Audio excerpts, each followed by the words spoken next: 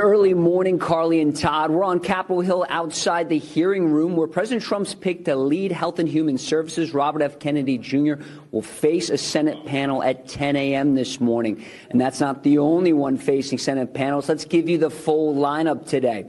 Here's what it looks like. We have Howard Lutnick, President Trump's pick to lead Commerce, Robert F. Kennedy Jr., of course, lead HHS, and Kelly Loeffler to head the Small Business Administration. Now, tomorrow, let's take a peek there. It's Kash Patel to lead FBI director, to be FBI director. He will be facing senators. Also, Tulsi Gabbard, the director of national intelligence. Now, RFK Jr. and Tulsi Gabbard and Kash Patel considered by some to be Trump's more controversial picks. Today, many senators want to hear from RFK Jr. on his stances on vaccines, abortion, and his plans to curb obesity. Now, Bobby Kennedy Jr. gets to face two Senate panels. The first one today is before the Senate Finance Committee behind me. Then tomorrow he will face the Senate Help Committee. Now, senators weighed in yesterday on Kennedy's nomination here on Capitol Hill.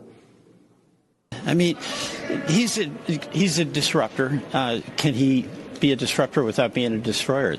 We'll see.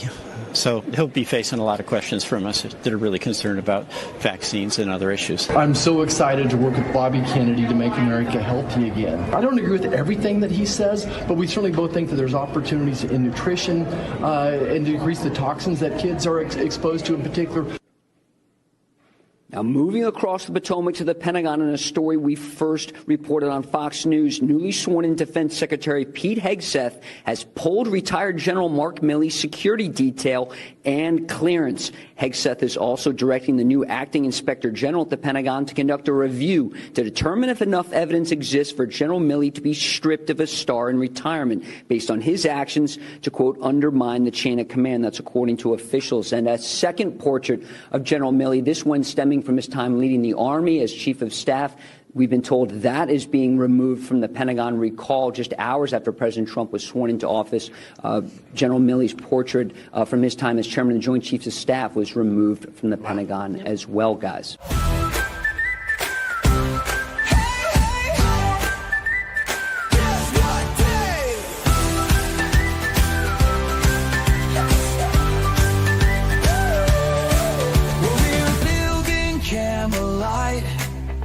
So tell me what you drank. I hope it's something healthy as General Milley walks the plank. Guess what? Guess what? Everything will be okay. Guess what day what day it is? It's hump day. Get it on. Hump day. Woo-hoo!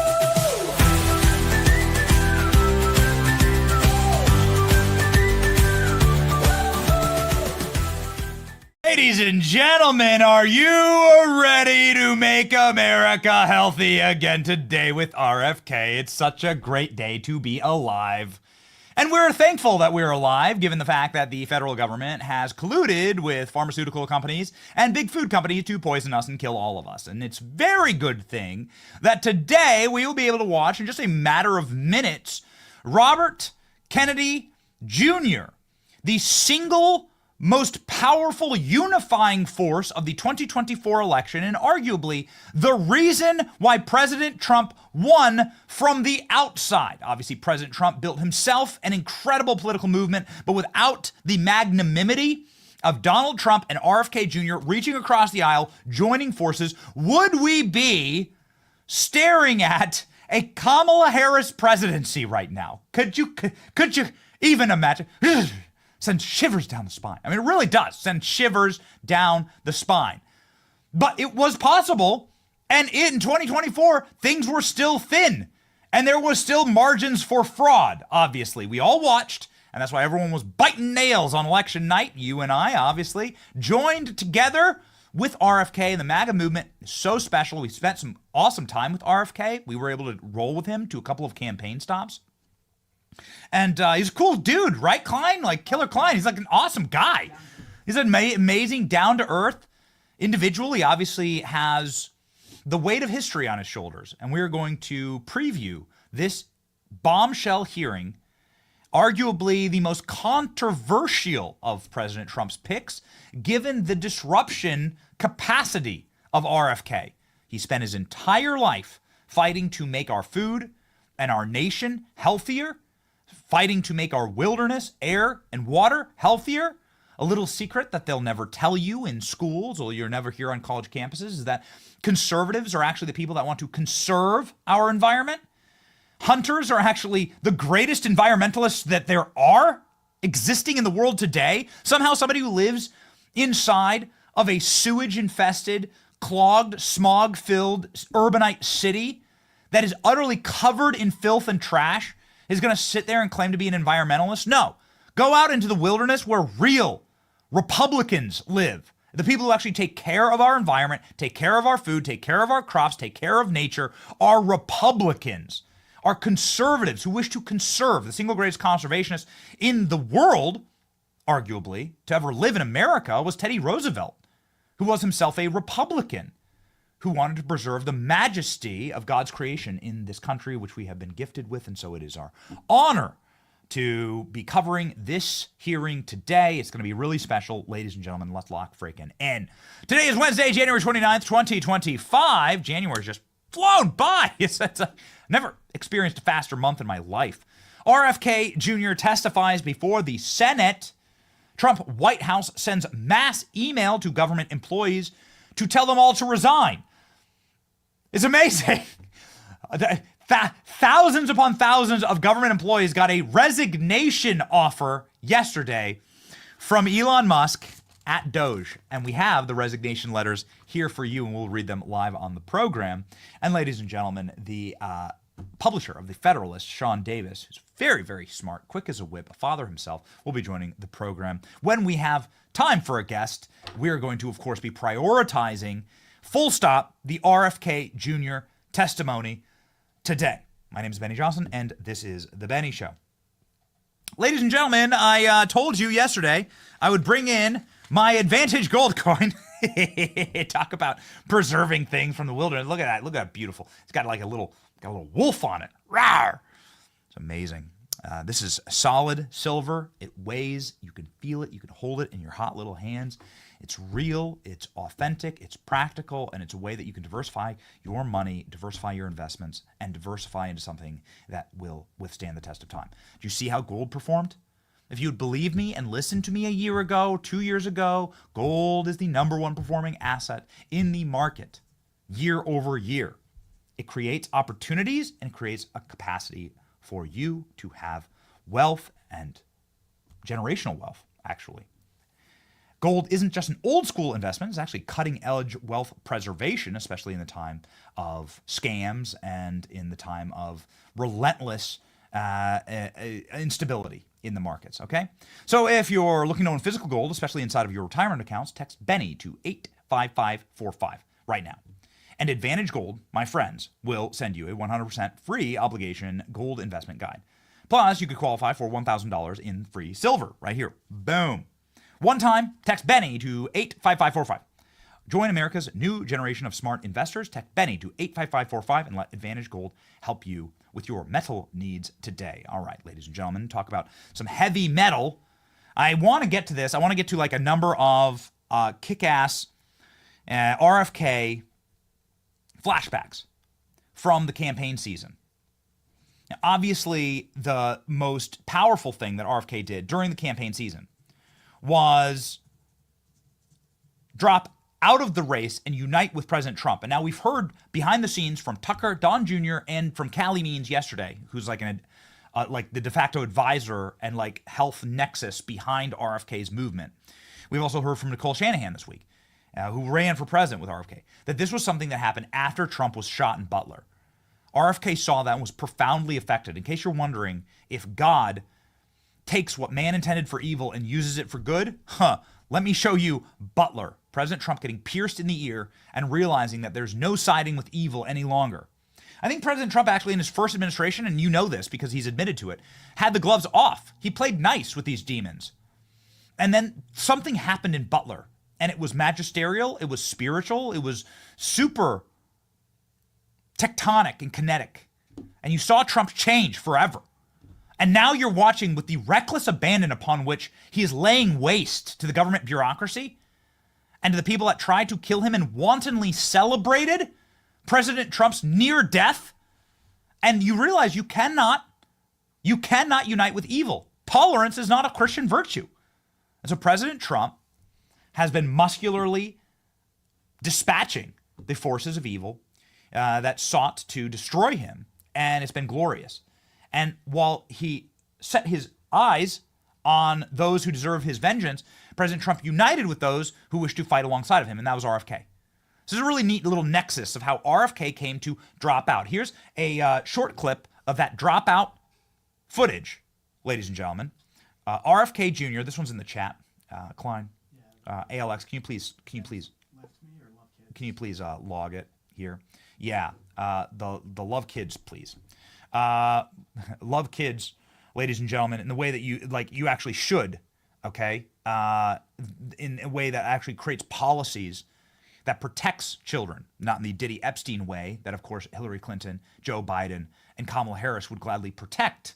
But no, actually, in the way that is moral and with certitude defends a child's life. Here we go. President Trump has told me that he wants this to be his legacy. I'm choosing to believe that this time he will follow through. His son, his biggest donors, his closest friends, and all support this objective. My joining the Trump campaign will be a difficult sacrifice for my wife and children, but worthwhile if there's even a small chance of saving these kids. Ultimately, the only thing that will save our country and our children is if we choose to love our kids more than we hate each other. That's why I launched my campaign to unify America. My dad and uncle made such an enduring mark on the character of our nation, not so much because of any particular policies that they promoted, but because they were able to inspire profound love for our country and to fortify our sense of ourselves as a national community held together by ideals. They were able to put their love into the intentions and hearts of ordinary Americans and to unify a national populist movement of Americans, blacks and whites, Hispanics, urban and rural Americans. They inspired affection and love and high hopes and a culture of kindness that continue to radiate among Americans from their memory. That's the spirit on which I ran my campaign and that I intend to bring into the campaign of President Trump. Instead of vitriol and polarization, I will appeal to the values that unite us, the goals that we could achieve if only we weren't at each other's throats. The most unifying theme for all Americans is that we all love our children. If we all unite around that issue now, we can finally give them the protection, the health, and the future that they deserve. Thank you all very much. Ladies and gentlemen, this is RFK Jr. unifying with President Trump, saying that we need to love our children more than we hate each other. If we love our children more than we hate each other, then we can save this country. What are you looking at? Obesity rates of 50% in teens and preteens? Chronic disease, year over year, exponential explosion. Kids addicted to pharmaceuticals from a very young age. Everything from child mutilation to the abject electronic addiction and destruction of a child's natural desire to be bountiful and full of energy, desirous of light and outdoor time and space and actual nutrients. Have you ever raised a kid? Have you ever raised a child? Are you a parent? Do you want to be a parent? Are you a grandparent? You know that child desires actual real nutrition, nutrient-dense foods, non-toxicity, clean air and water, and the capacity to breathe and move. Children, above all else, want to move. We call it the raptor hour in my home. When it's like in Jurassic Park when the cages fail. My wife and I laugh about it every morning. Get to the Jeeps, I say to my wife. When the cages fail and the raptors get out, this is my kids waking up. They go running. You know that? Little footsteps down the hall. You know the vibe? Yeah, okay. got baby fever, you know it. You can hear him tearing down the hall. Quick! The cages are failing. It's great. This is the way we were designed. We were supposed to live like that forever. But there's something in our culture and there's something in our environment that steals that from us. And RFK Jr. has been speaking out against it. He's also spoke out against the Democrat Party. You want to know why Democrats are going to vote against him? Here's your explanation, ladies and gentlemen. RFK Jr. saying the Democrats left me. 16 months ago, in April of 2023, I launched my campaign for President of the United States. I began this journey as a Democrat, the party of my father, my uncle, the party which I pledged my own allegiance to long before I was old enough to vote. I attended my first Democratic convention at the age of 6 in 1960. And back then, the Democrats were the champions of the Constitution, of civil rights. The Democrats stood against authoritarianism, against censorship, against colonialism, imperialism, and unjust wars. We were the party of labor, of the working class. The Democrats were the party of government transparency and the champion of the environment. Our party was the bulwark against big money interests and corporate power. True to its name, it was the party of democracy. As you know, I left that party in October because it had departed so dramatically from the core values that I grew up with. It had become the party of war, censorship, corruption, big pharma, big tech, big ag, and big money. When it abandoned democracy by canceling the primary to conceal the cognitive decline of the sitting president, I left the party to run as an independent. Ladies and gentlemen, RFK then, of course, would go on to say he's endorsing President Trump, that he must unite to love our children more than we hate each other. It gets me in trouble. You know I love our president, but I would consider that arguably the most powerful line spoken in the 2024 election cycle. Obviously, it's a line that united RFK with Donald Trump live on stage in this moment that became then crystallized as one of the most iconic moments in American political history. Wild to think, ladies and gentlemen, that this was arguably just one of many exciting moments in 2024. Donald Trump, we have it. Yeah. Let her roll. I think he welcomes RFK on stage here. Let's listen. Yeah, okay.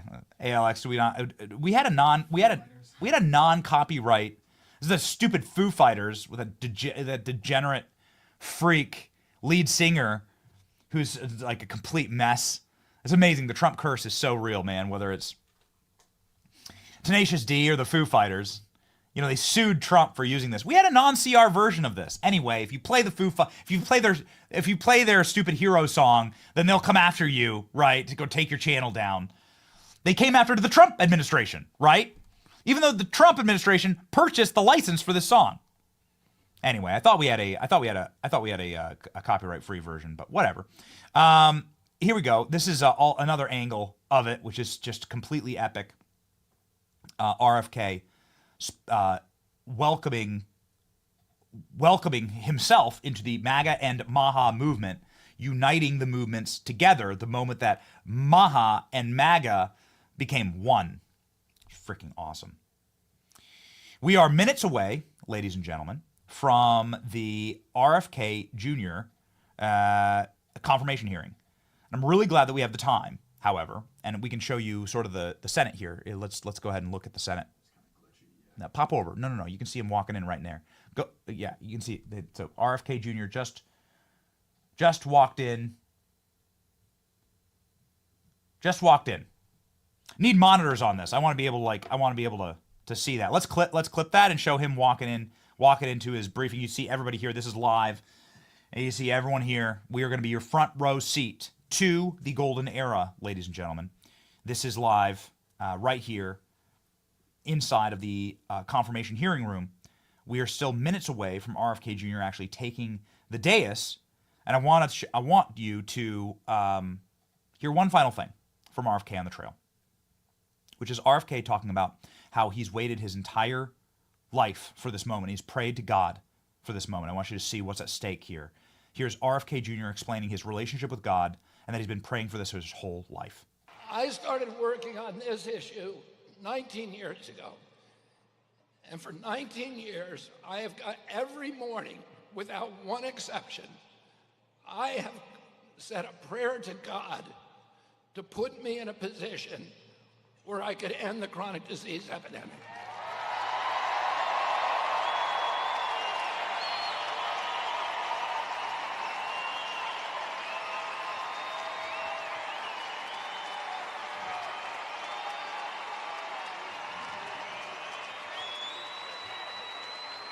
And on August 23rd of this year, God sent me Donald J. Trump.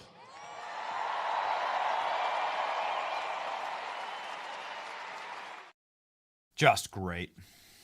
Just an amazing and unifying moment. We won, and we won. RFK Jr. walking in right now. Let's go. Here we go. You can see there, RFK. Look at the swarm. Look at the people. A history of... Here we go. Look at him around. Yeah, No. increase...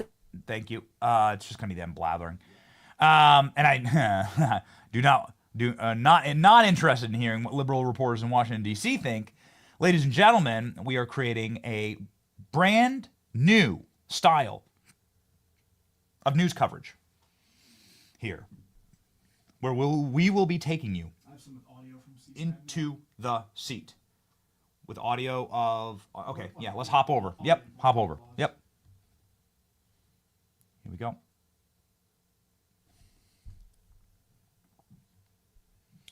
Look at the cameras. Look at the number of cameras. Megyn Kelly is there in the room today. A number of big-time celebrities are there in the room today.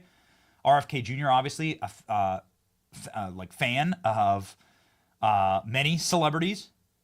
Reverse that. He is... Many celebrities are fans of RFK.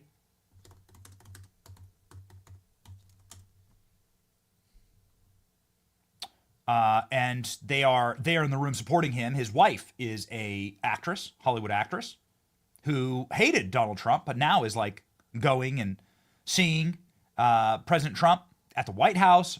Her husband's going to be cabinet secretary.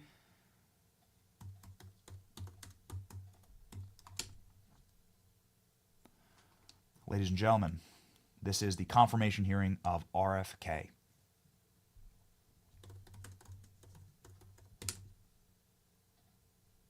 Now the cameras are all over everything. There's RFK greeting.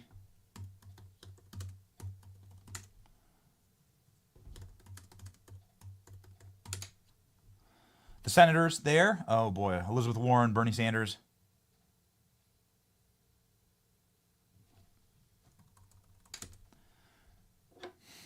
Okay. Here we go.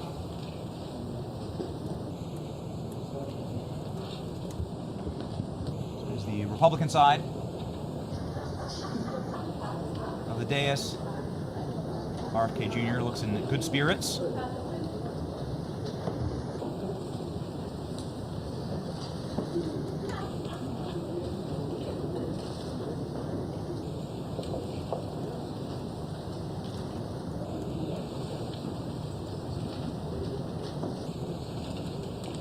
Look at the media. Look at all the press swarming.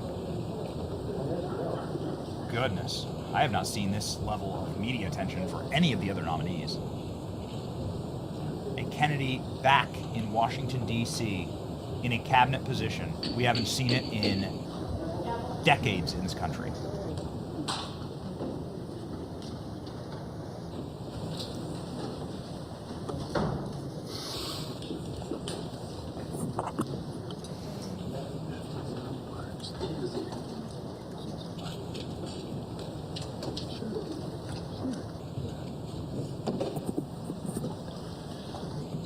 Good morning. This hearing will come to order. I thank my colleagues and Mr. Kennedy for being here today.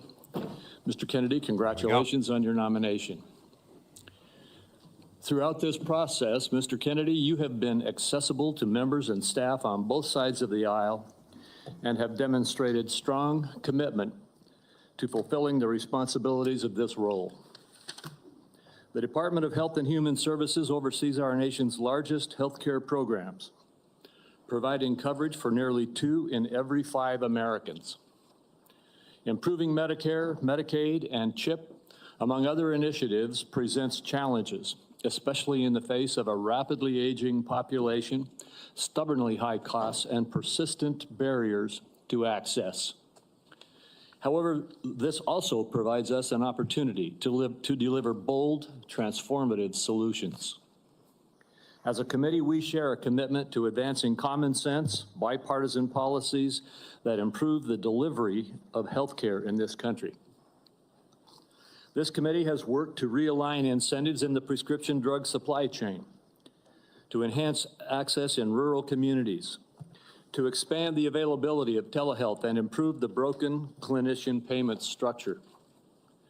Across these and other issues, I look forward to working with the administration to continue pursuing meaningful reforms that serve the American people more effectively and more efficiently. Too often, patients encounter a healthcare system that is disjointed and is a dysfunctional maze. Complex and bureaucratic chutes and ladders have become the norm. Meanwhile, even as healthcare spending climbs, outcomes across a range of conditions continue to decline. Mr. Kennedy, if confirmed, you will have the opportunity to chart a new and better course for the federal approach to tackling both the drivers and the consequences of our ailing healthcare system. Your commitment to combating chronic conditions that drive healthcare costs will be critical to our success. Prioritizing disease prevention and addressing the factors that fuel conditions such as diabetes, cardiovascular disease, metabolic disease, Alzheimer's disease, COPD, and cancer will save lives, reduce costs, and build a healthier, stronger country. Private sector breakthroughs from groundbreaking cancer medications to curative gene therapies also offer hope. But misguided government initiatives and market volatility risk eroding American leadership in life-saving R&D. Your advocacy for healthcare transparency has the potential to empower consumers across the country, promoting competition to enhance quality while cutting excessive spending for patients and for taxpayers. Today's hearing will provide a forum to hear more about your vision, particularly for the federal programs under this committee's jurisdiction. Mr. Kennedy, you represent a voice for an inspiring coalition of Americans who are deeply committed to improving the health and well-being of our nation. Regardless of political party, everyone in this room shares a common recognition that our current system has fallen short, as well as a common desire to make our country healthier. I look forward to today's conversation as well as your testimony, Mr. Kennedy. And now I recognize Senator Wyden for his opening remarks. Thank you very much, Mr. Chairman.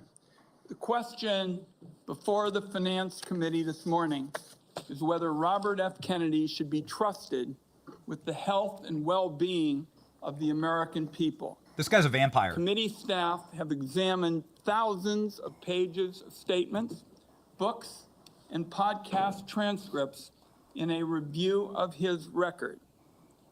The receipts show that Mr. Kennedy has embraced conspiracy theories, quacks, charlatans, especially when it comes to the safety and efficacy of vaccines. He has made it his life's work to sow doubt and discourage parents from getting their kids life-saving vaccines. It has been lucrative for him and put him on the verge of immense power. This is the profile of someone who chases money and influence wherever they lead even if that may mean the tragic deaths of children and other vulnerable people. Now, Mr. You're literally Kennedy a vampire. is fond of saying he's not making recommendations about whether parents should vaccinate their children. He's just asking questions and giving people choices. It's a slippery tactic to dodge any real responsibility for his words and actions. And it is, in my view, absurd coming from somebody who's trying to win confirmation for a job that is entirely about making recommendations. These recommendations are going to have life or death consequences for the American people. Mr. Kennedy, if you are confirmed, your recommendations determine which vaccines senior citizens get for free through Medicare. Your recommendation will determine which vaccines are given to millions of kids. Peddling these anti-vaccine conspiracy theories as our chief health officer is going to endanger the lives of kids and seniors across the nation. Just look at what happened when Mr. Kennedy inserted himself into an anti-vaccination crisis in the island nation of Samoa. He traveled there himself to push his views and pour fuel on the fire of a measles outbreak that began due to low vaccination rates. In the end, 83 Samoans died, mostly kids, from a disease that is easily preventable. Americans cannot afford to import this experiment to our great nation. On other healthcare matters, from abortion to universal healthcare, Mr. Kennedy has changed his views so often it is nearly impossible to know where he stands on so many of the basic issues that impact Americans' daily lives. In a gobsmacking statement of irresponsibility, in November 2023, Mr. Kennedy said that he wanted to pause infectious disease research for 8 years. Mr. Kennedy has indicated he's open to restricting access to the abortion medication mifepristone, which remains a primary target of the Republican crusade against reproductive freedom. I took this on back in 1990 when I chaired the first congressional hearing on the topic. The science was clear then. It's even clearer today. Mifepristone is safe. The only reason it's under question in 2025 is because people with a political agenda have been out lying about it. Women deserve to know if Mr. Kennedy will abuse his power as our country's chief health officer to essentially implement a national abortion ban by restricting access to the safe and legal medication. Meanwhile, as the Trump budget office threw the Medicaid program into chaos yesterday, Republicans in Congress are proposing deep cuts to the program that will rip away health care for millions of Americans who count on this vital lifeline. Cuts to Medicaid of this magnitude are going to jack up the cost of health insurance. It'll shutter nursing homes and rural hospitals, deprive seniors and Americans with disabilities of home-based care. That approach amounts to handing over our nation's health system to for-profit insurance companies who've made a fortune delaying and denying care. Mr. Kennedy has virtually no knowledge or experience in handling these issues. It leaves him unprepared to take on a crisis like the nation witnessed yesterday when the Trump budget office shut down the federal Medicaid payment portal. After a careful review of Robert F. Kennedy Jr.'s statements, actions, and views, materials that I have reviewed personally and closely, I've reached the conclusion that he should not be entrusted with the health and well-being of the American people. When he's taken every side of every issue, how can this committee and the American people believe he has anything to say? Let me close by saying I believe more strongly than ever, and I have specialized in healthcare during my time in public service, that we're at a turning point with regard to healthcare in America. If there's one word to describe Americans' feelings towards the healthcare system, it's disillusioned. At every single turn, people feel like they're rolling a load of dice, loaded dice, when they try to get health care. Americans are justifiably angry, fed up, and tired of a system that puts profits over patients. Instead of debating meaningful ways to improve Americans' health care, now the committee is being forced to relitigate settled science about vaccines and whether or not the federal government should help Americans get affordable health care. I know where Democrats on this Finance Committee stand when it comes to an agenda to lower costs and improve care. I must say, I cannot say the same about the nominee sitting in front of me. And let me acknowledge, finally, Mr. Chairman, Terry Mills from Portland, Oregon, who is here to represent Nurses for America, and I'd like to enter a statement from her organization into the record at this time. Thank you, Mr. Chairman. Without objection. You're a literal vampire. Thank you, Reverend. This remake of Not Nosferatu sucks. Mr. Kennedy, in a few moments, you will be given the opportunity to make your opening statement and respond to these attacks and other questions that the members of this committee have. I would say that with regard to the attack on Medicaid that we just heard, that was a false attack. It's been proven false overnight. The Medicaid portal is operating efficiently today and was never intended to be shut down. Would gentleman yield, since he's mentioned my name? There was a significant amount of time yesterday where there was bedlam across the country over the status of the Medicaid portals. I hope it's being corrected, but there were problems all through the day. There certainly were attacks yesterday. The problem has been clarified and the Medicaid portal is fully operational as we speak. You dirty vampire. Mr. Kennedy, before I turn the time over to you to share your opening statement, I would like to give you a brief introduction. The son of Senator Robert F. Kennedy and nephew of President John F. Kennedy, Robert Kennedy Jr. has been an advocate for consumers since 1985. After graduating from Harvard University, Mr. Kennedy studied at the London School of Economics and received his law degree from the University of Virginia Law School and a master's degree in environmental law from Pace University. He has founded 2 advocacy groups and has spent the last 40 years working to restore and protect children's health.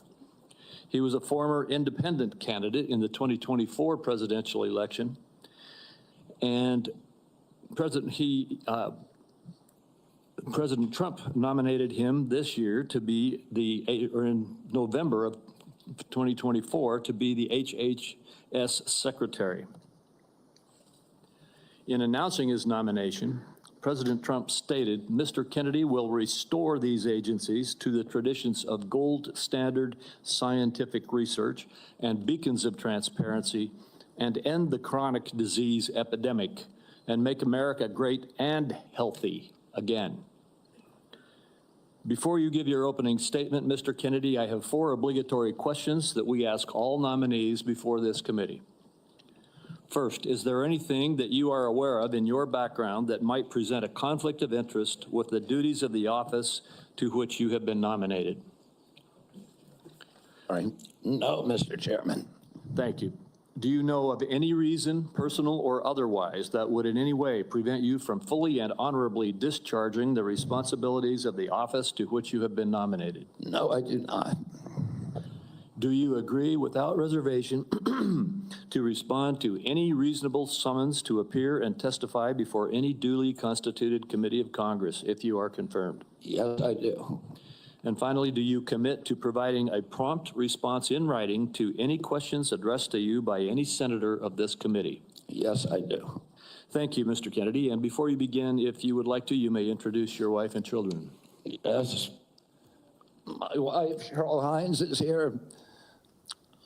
My daughter, Kit Kennedy, my son, Bobby Kennedy, his wife, Amaryllis Fox Kennedy, and my nephew, Jackson Hines, is here too. We welcome you all. Thank you. You may proceed with your statement. Thank you, Mr. Chairman. Chairman Crapo, Ranking Member Wyden, and members of this distinguished committee. I'm humbled to be sitting here today as President Trump's nominee oversee the U.S. Department of Health and Human Services. I want to thank President Trump for entrusting me to deliver on his promise to make America healthy again. I also want to thank Cheryl and Kik and Bobby and all of my other children who are here today, and all the many members of my large extended family for the love that they have so generously shared. Ours has always been a family that has been involved in public service, and I look forward to continuing that tradition. My journey into the issue of health began with my career as an environmental attorney, working with hunters and fishermen and mothers in the small town in the Hudson Valley and along the Hudson River. I learned very early on that human health and environmental injuries are intertwined. The same chemicals that kill fish make people sick also. Today, Americans' overall health is in grievous condition. Over 70% of adults and a third of children are overweight or obese. Diabetes is 10 times more prevalent than it was during the 1960s. Cancer among young people is rising by 1 or 2% a year. Autoimmune diseases, neurodevelopmental disorders, Alzheimer's, asthma, ADHD, depression, addiction, and a host of other physical and mental health conditions are all on the rise, some of them exponentially. The United States has worse health than any other developed nation, yet we spend more on healthcare, at least double, and in some cases triple, as other countries. Last year, we spent $4.8 trillion, not counting the indirect costs of missed work. That's almost a fifth of GDP. It's tantamount to a 20% tax on the entire economy. No wonder America has trouble competing with countries that pay a third of what we do for health and have better outcomes and a healthier workforce. But I don't want to make this too much about money. It's the human tragedy that moves us to care. President Trump has promised to restore America's global strength and to restore the American dream, but he understands we can't be a strong nation when our people are so sick. A healthy person has 1,000 dreams. A sick person has only one.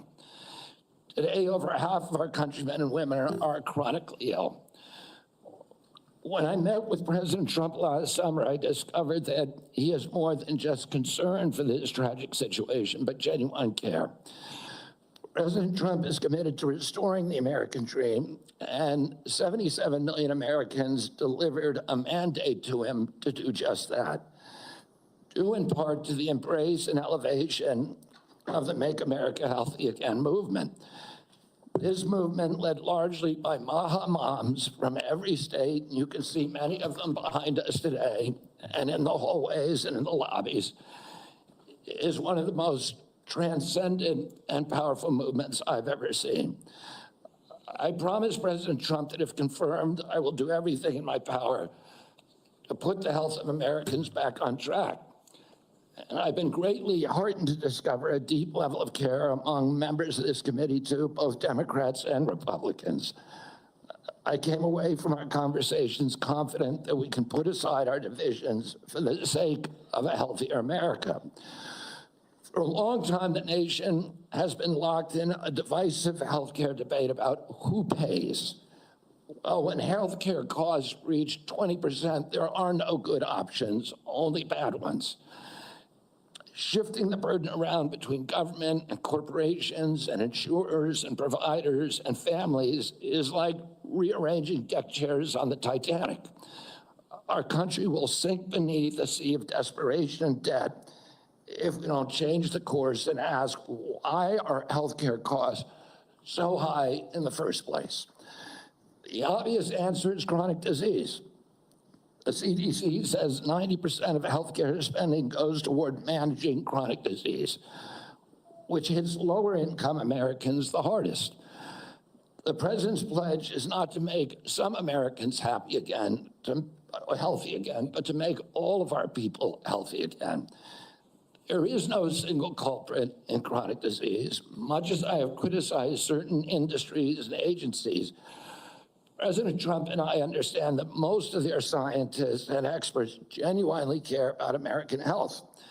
Therefore, we will bring together all stakeholders in pursuit of this unifying goal. Before I conclude, I want to make sure the committee is clear about a few things. News reports have claimed that I'm anti-vaccine or anti-industry. I am neither. I am pro-safety.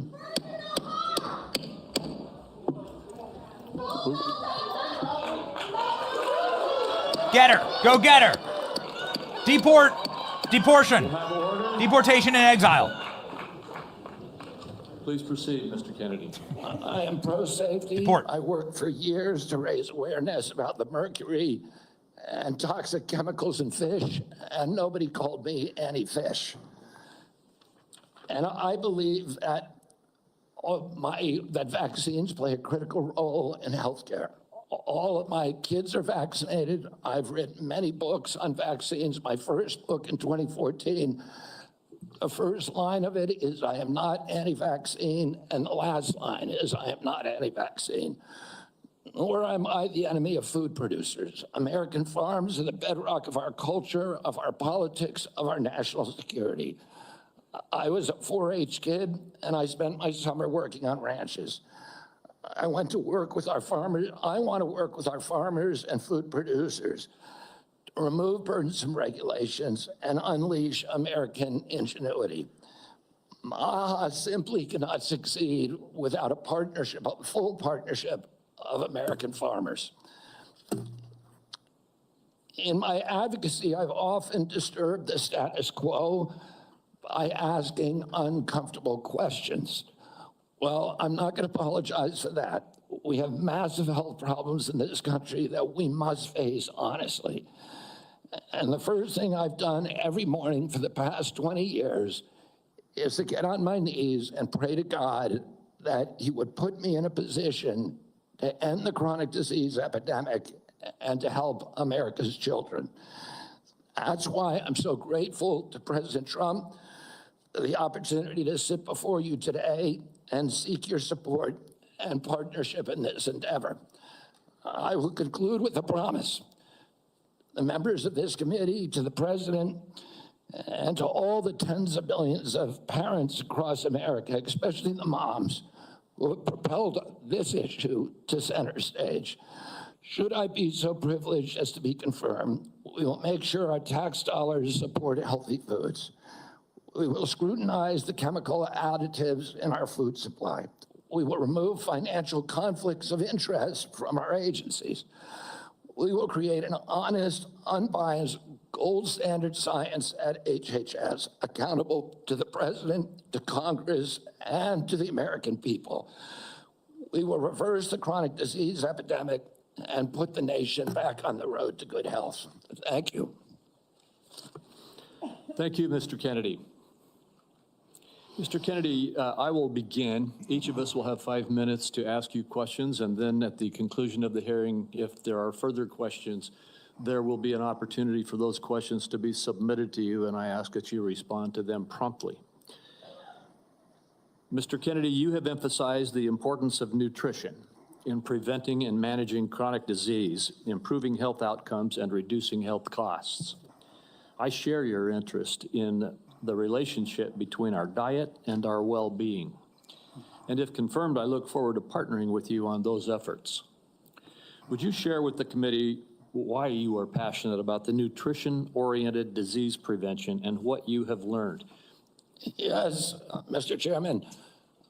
I had 11 brothers and sisters. I had dozens of first cousins. I was raised in a time where we did not have a chronic disease epidemic. When my uncle was president, 2% of American kids had chronic disease.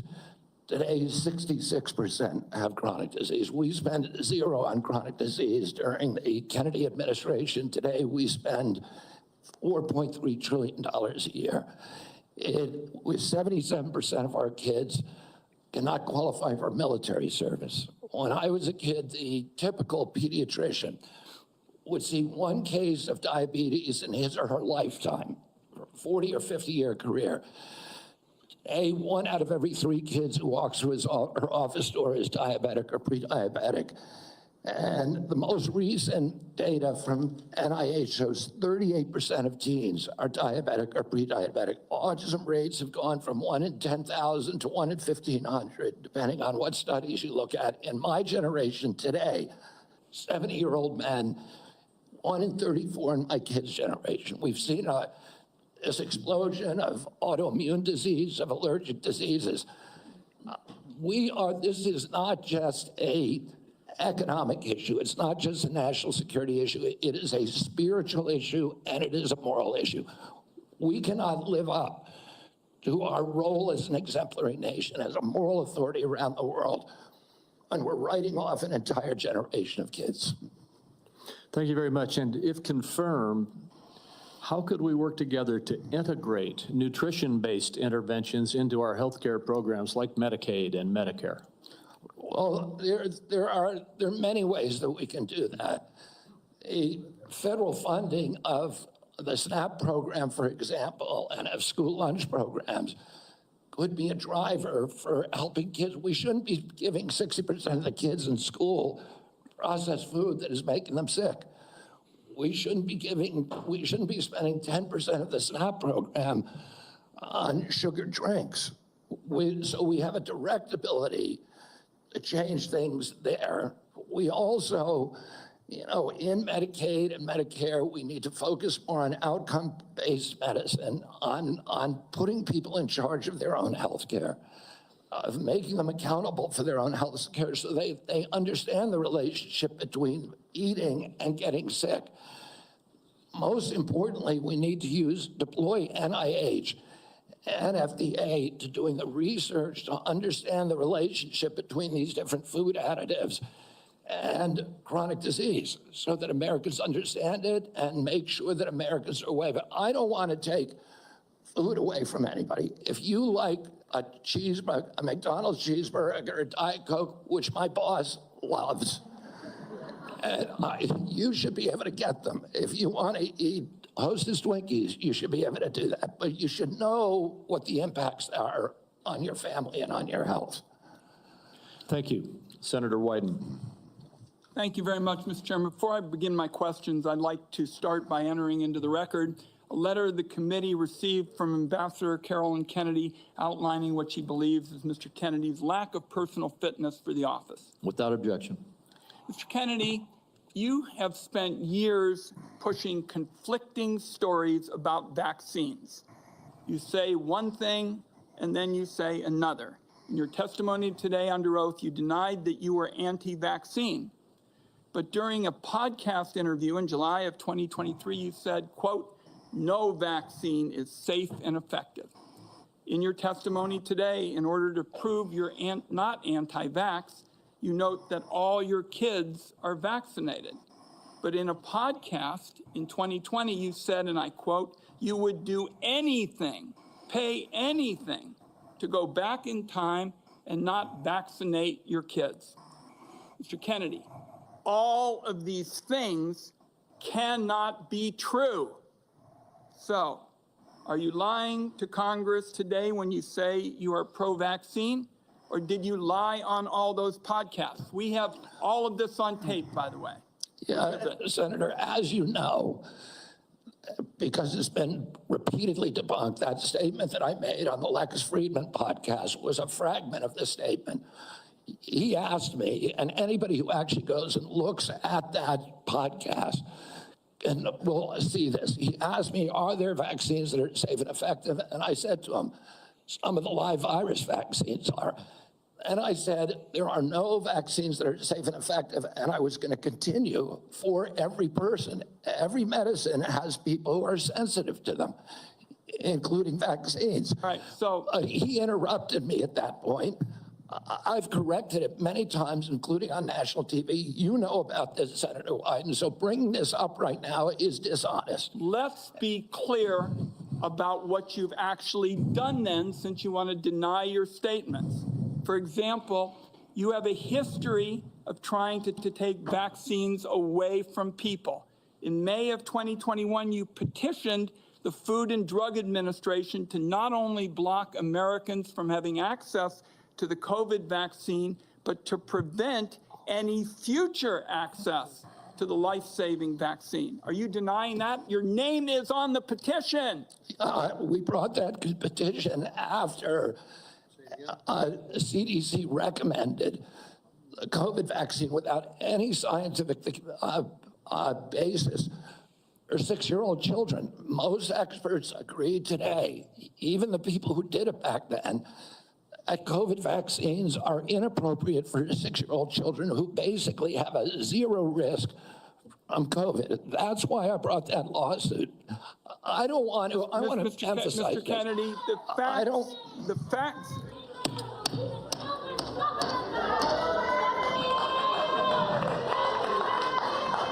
The committee will be in order. And to the audience. Hold on for a second, Mr. Kennedy. To the audience. Comments from the audience are inappropriate and out of order. And if there are any further disruptions, the committee will recess until the police can restore order. Please follow the rules of the committee.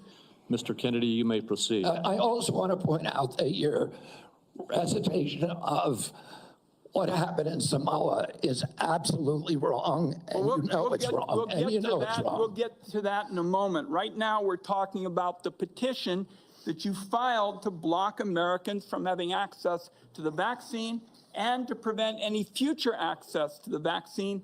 Those facts are on the record. My third question to you is, you made almost $5 million from book deals, mostly promoting junk science. In 2021, in a book called The Measles Book, you wrote that parents had been, quote, misled into believing that measles is a deadly disease and that measles vaccines are necessary, safe, and effective.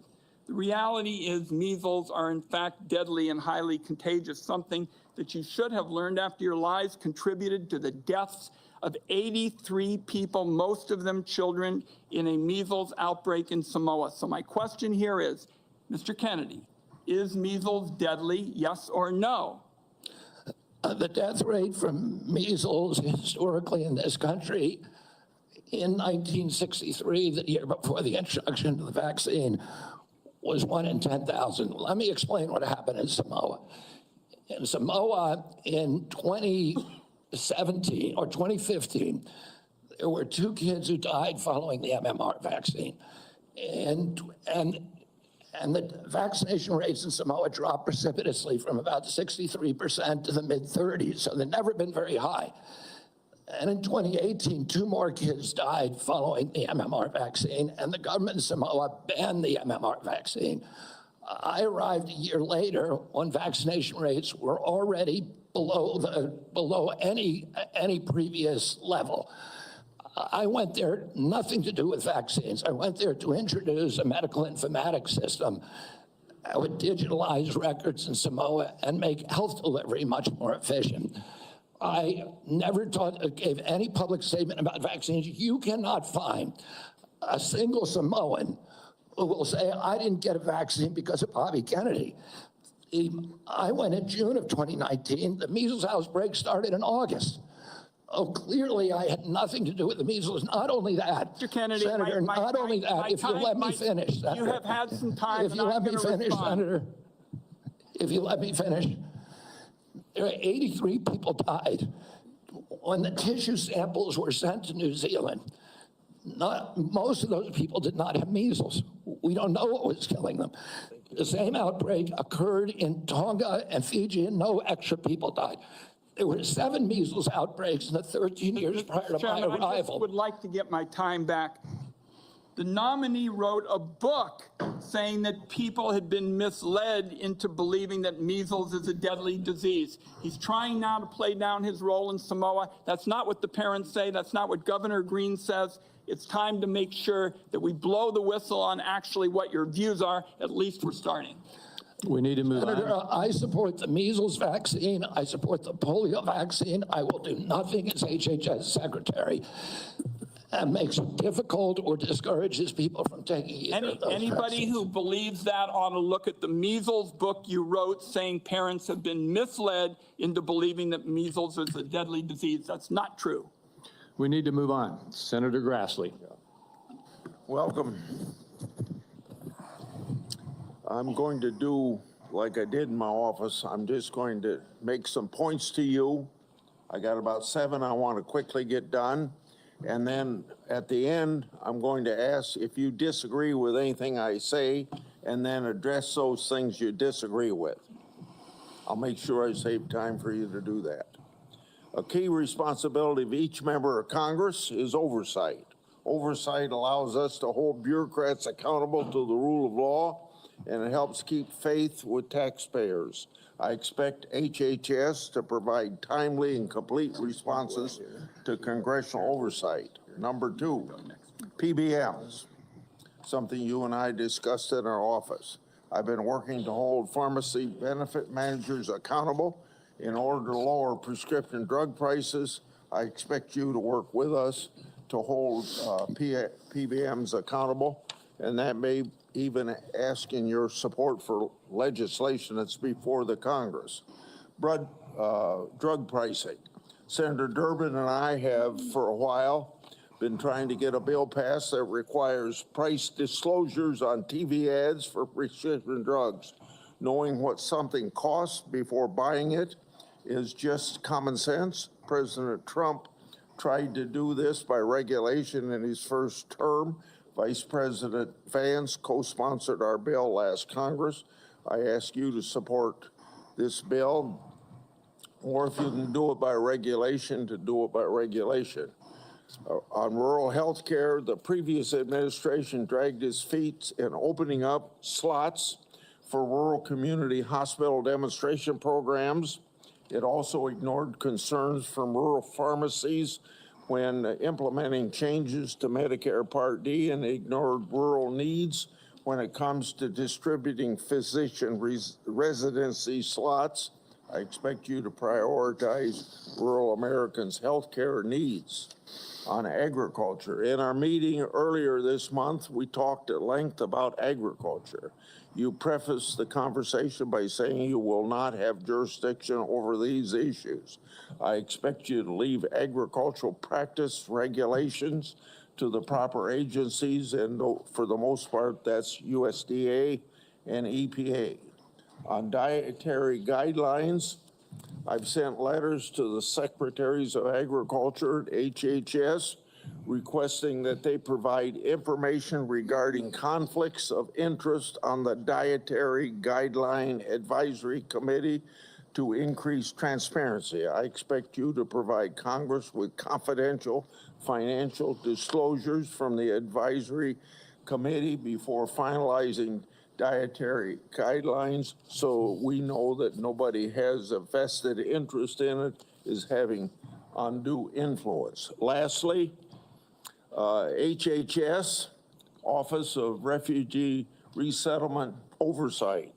Last year, I expanded my investigation into HHS's Office of Refugee Resettlement. I wrote 24 contractors and grantees whose job it is to place unaccompanied children with sponsors. In many cases, children have been placed with improper vetted sponsors, placing them at risk of trafficking. The Biden administration's HHS directed these taxpayer-funded contractors and grantees to not respond to my inquiry. This is obstruction by the executive branch. I expect you to produce to me the records and data I've requested and instruct HHS contractors to fully cooperate with my investigation. I also expect HHS to not retaliate against any whistleblowers, including those who identify ORR's failures in vetting sponsors of unaccompanied. You got 45 seconds to respond if you want to. I agree with all of those provisions, Senator. My approach to administration HHS will be radical transparency. if members of this committee or other members of Congress want information, the doors are open. I've spent many years litigating against NIH and its sub-agencies, HHS and its sub-agencies, NIH, CDC, FDA, on FOIA issues, trying to get information that we, the taxpayers, paid for, and oftentimes getting back redacted copies after a year or 2 years of litigation. That should not be the case. And if Congress asks me for information, you will get it immediately. Thank you. Thank you. Senator Cantwell is next, but until she returns, I will move on to down the list, and that would be Senator Cornyn. Mr. Kennedy, welcome to you and your family, and congratulations. I appreciate Senator Grassley raising the issue of the Office of Refugee Resettlement within the auspices of Health and Human Services. I think this may surprise people, but that's actually the responsibility of HHS, the Office of Resettlement Relocation. Under the previous administration, as Senator Grassley alluded, there were roughly 500,000 children, unaccompanied minors, that were placed with sponsors in the interior of the United States. The previous administration took the position that it was not the federal government's responsibility once these children were placed with these sponsors. But the New York Times, in a series of investigative stories, pointed out that tens of thousands of these children, when they tried to follow up and find out how they were doing, whether they were going to school, whether they were being trafficked or abused, there was no answer, and they took the position it was not their responsibility. So I look forward to working with you to find those children and to make sure that they're not being abused. Millions of Americans are experiencing mild to moderate mental health and substance abuse issues, yet many struggle with timely and effective access. Primary care physicians are most likely to be seeing these individuals as opposed to a specialist, and it makes it important that these individuals, primary care physicians, be trained in patient-centered care, which would strengthen the integration of behavioral health care with primary care services. Is this something that you are concerned about, something you'd be willing to work with us on in order to implement? Yes, Senator. Let me just reassure you that President Trump has personally spoken to me about locating those 300,000 children who disappeared over the last 4 years. I don't think anybody has a fully accurate number, but it's hundreds of thousands, I agree. And many of them we know have been sex trafficked and childhood slavery, and it is a blight on America's moral authority, and we need to find those kids. In terms of addiction services and substance abuse services, this is a priority for me. It was a priority for me when I was running for president during my campaign. I was a heroin addict for 14 years. I've been 42 years in recovery. I go to 12-step meetings every day, so I hear the stories every day. And I hear the many stories about denial of, or the barriers to access to care. And we need to improve that. And to answer specifically to your question, I think we can do that through GME, which is a program that is funded by HHS, that is the largest funder for medical school students. And that's one of the things for primary care physicians should understand addiction care. Addicts almost always go through a cycle where there is a moment where they hit periodic bottoms where they're ready to go into treatment. But it's fleeting and it's momentary. And we have that opportunity to save their lives. And then if we miss that little short window, they're off to the races again. I appreciate your answer. Our time is short. Let me get to one more question that I think is very important. Under the first Trump administration, the number of people receiving HIV treatment in Africa through the President's Emergency Plan for AIDS Relief, otherwise known as PEPFAR, it increased, this is during the first Trump administration, from 13 million people to 18 million people across 50 countries, primarily in Africa. Africa has about 1.3 billion people today, or in 2021, it's projected to have 2.5 billion people by 2050, or 25% of the global population. In 2020, PEPFAR reported that 2.8 million babies were born without HIV. That was something that would not have happened but for the PEPFAR program. So it has simply been one of the most successful public health programs in the world and saved approximately 26 million lives. Failure to continue this program, in my view, would risk ceding that leadership to adversaries like China. And I'd like to know whether you support the objectives and goals of PEPFAR, and would you work with me and my colleagues to make sure that this program continues to provide life-saving antiviral drugs to people who are most in need? I absolutely support PEPFAR, and I will happily work with you to strengthen the program. Thank you. Senator Bennett. Thank you, Mr. Chairman. Thank you, Mr. Kennedy, for being here this morning. And I think that, Mr. Chairman, we are truly through the looking glass this morning here in the U.S. Senate, and this committee is being asked to fulfill a really important responsibility, which is to decide whether to confirm Mr. Kennedy to one of the most important health care jobs in America. And the reason I think it's so important is for many of the reasons you said in your opening statement, which is that we live in the richest country in the world, and we have some of the worst health outcomes of any industrialized country in the world. We live in the richest country in the world, and we have some of the lowest life expectancy rates of anybody in the industrialized world. I was a school superintendent before I was in this job, Mr. Chairman, and I can tell you that Mr. Kennedy's right, that when I look at the kids in the Denver public schools, if we don't change the way we eat in this country, 40% of them are going to suffer adult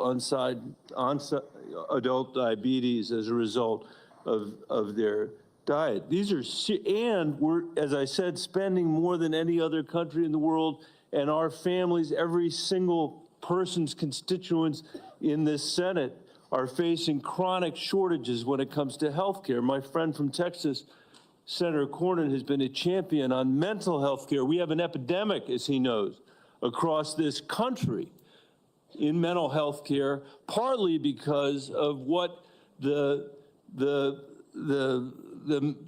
massive social media platforms that were sitting behind the President of the United States have inflicted on our children for their profit in the last decade or so. So we have no shortage of challenges to confront, and I even agree with some of the diagnosis of Mr.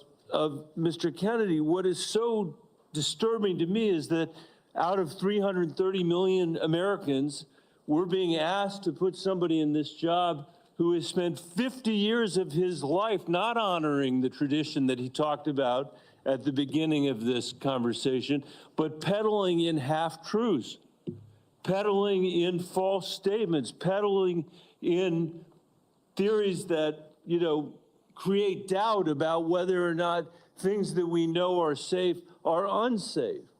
Not that every vaccine in America is unsafe, not that you can't possibly have an adverse reaction, but that parents and children in my old school district and school districts all over this country would be better off not getting vaccinated than getting vaccinated.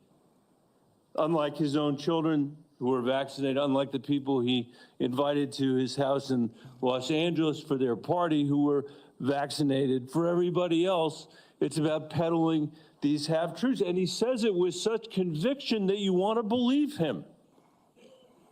And Mr. Kennedy, I just have there are many, many things in the record, but I hope that you could answer these questions, yes or no. I've tried to ask these in a manner that's faithful to what you actually said, because I didn't want to have a debate about whether you actually said them.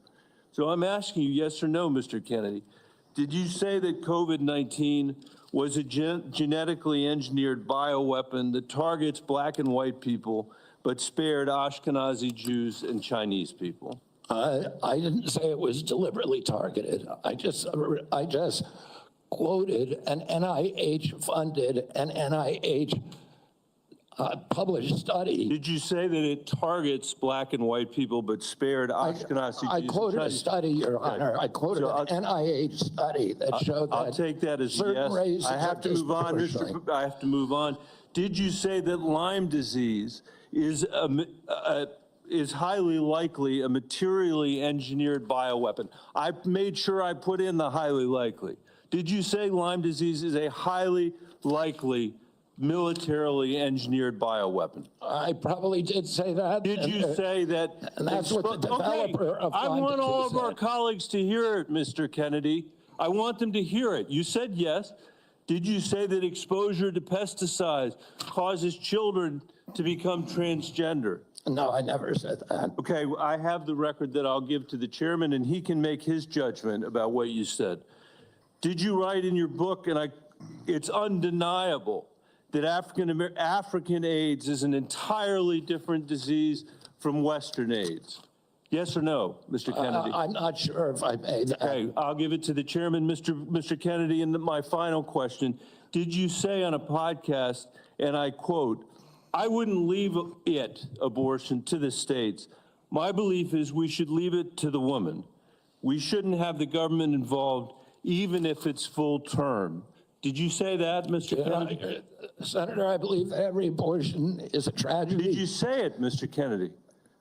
This believe matters. It doesn't matter what you come here and say that isn't true, that's not reflective of what you really believe, that you haven't said over decade after decade after decade, because unlike other jobs we're confirming around this place, this is a job where it is life and death for the kids that I used to work for in the Denver public schools, and for families all over this country that are suffering from living in the richest country of the world that can't deliver basic health care and basic mental health care to them.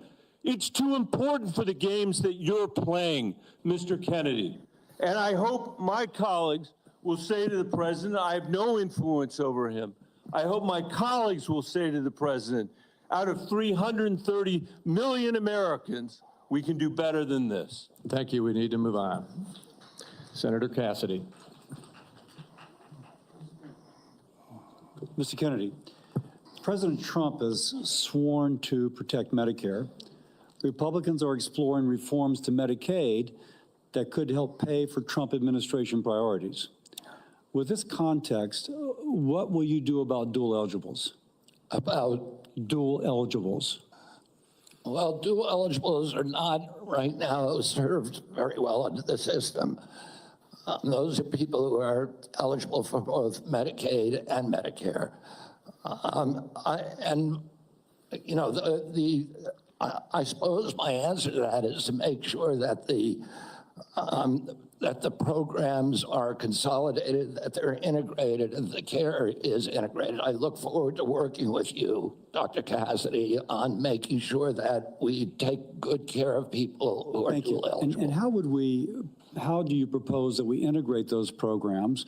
Does Medicare pay more, Medicare pay less, Medicaid pay more, Medicaid pay less? How do we do that? Well, I'm not exactly sure because I'm not in there. I mean, it is difficult to integrate them because Medicare is under fee-for-service. It's paid for by employer taxes. Medicaid is fully paid for by the federal government, and it's not fee-for-service. So I do not know the answer to that. I look forward to exploring options with you. Republicans, again, are looking at ways to potentially reform Medicaid to help, pay for President Trump's priorities, but to improve outcomes. What thoughts do you have regarding Medicaid reform? Well, Medicaid is not working for Americans, and it's specifically not working for the target population. Most Americans like myself, I'm on Medicare Advantage, and I'm very happy with it. Most people who are on Medicaid are not happy. The premiums are too high. The deductibles are too high. The networks are narrow. The best doctors will not accept it in the best hospitals. And particularly, Medicaid was originally designed for a target population, the poorest Americans. it's now been dramatically expanded. And the irony of the expansion is that the poorest Americans are now being robbed. Their services have dramatically decreased, even though we've increased the price of Medicare by 60% over the last 4 years.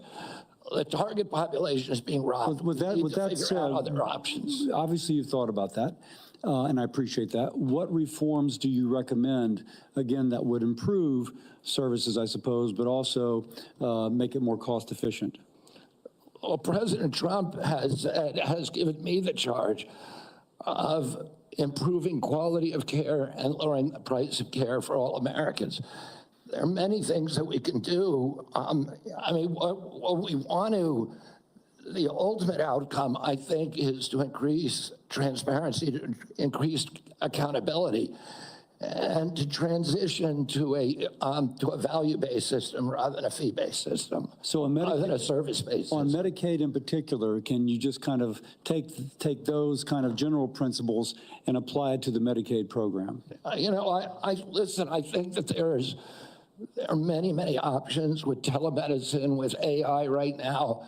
And, you know, there's including direct primary care systems. We're seeing that movement grow across the country. There's one of the largest providers. So going back to Medicaid, though, and speaking of these specific advances, what reforms are you proposing with these ideas vis-a-vis Medicaid? Well, I don't have a broad proposal for dismantling the program. Of course not saying that. I think what we need to do is we need to experiment with pilot programs in each state. We need to keep our eye on the ultimate goal, which is value-based care, which is transparency, accountability, access. And one more thing, going back to Medicare, you mentioned you're an MA.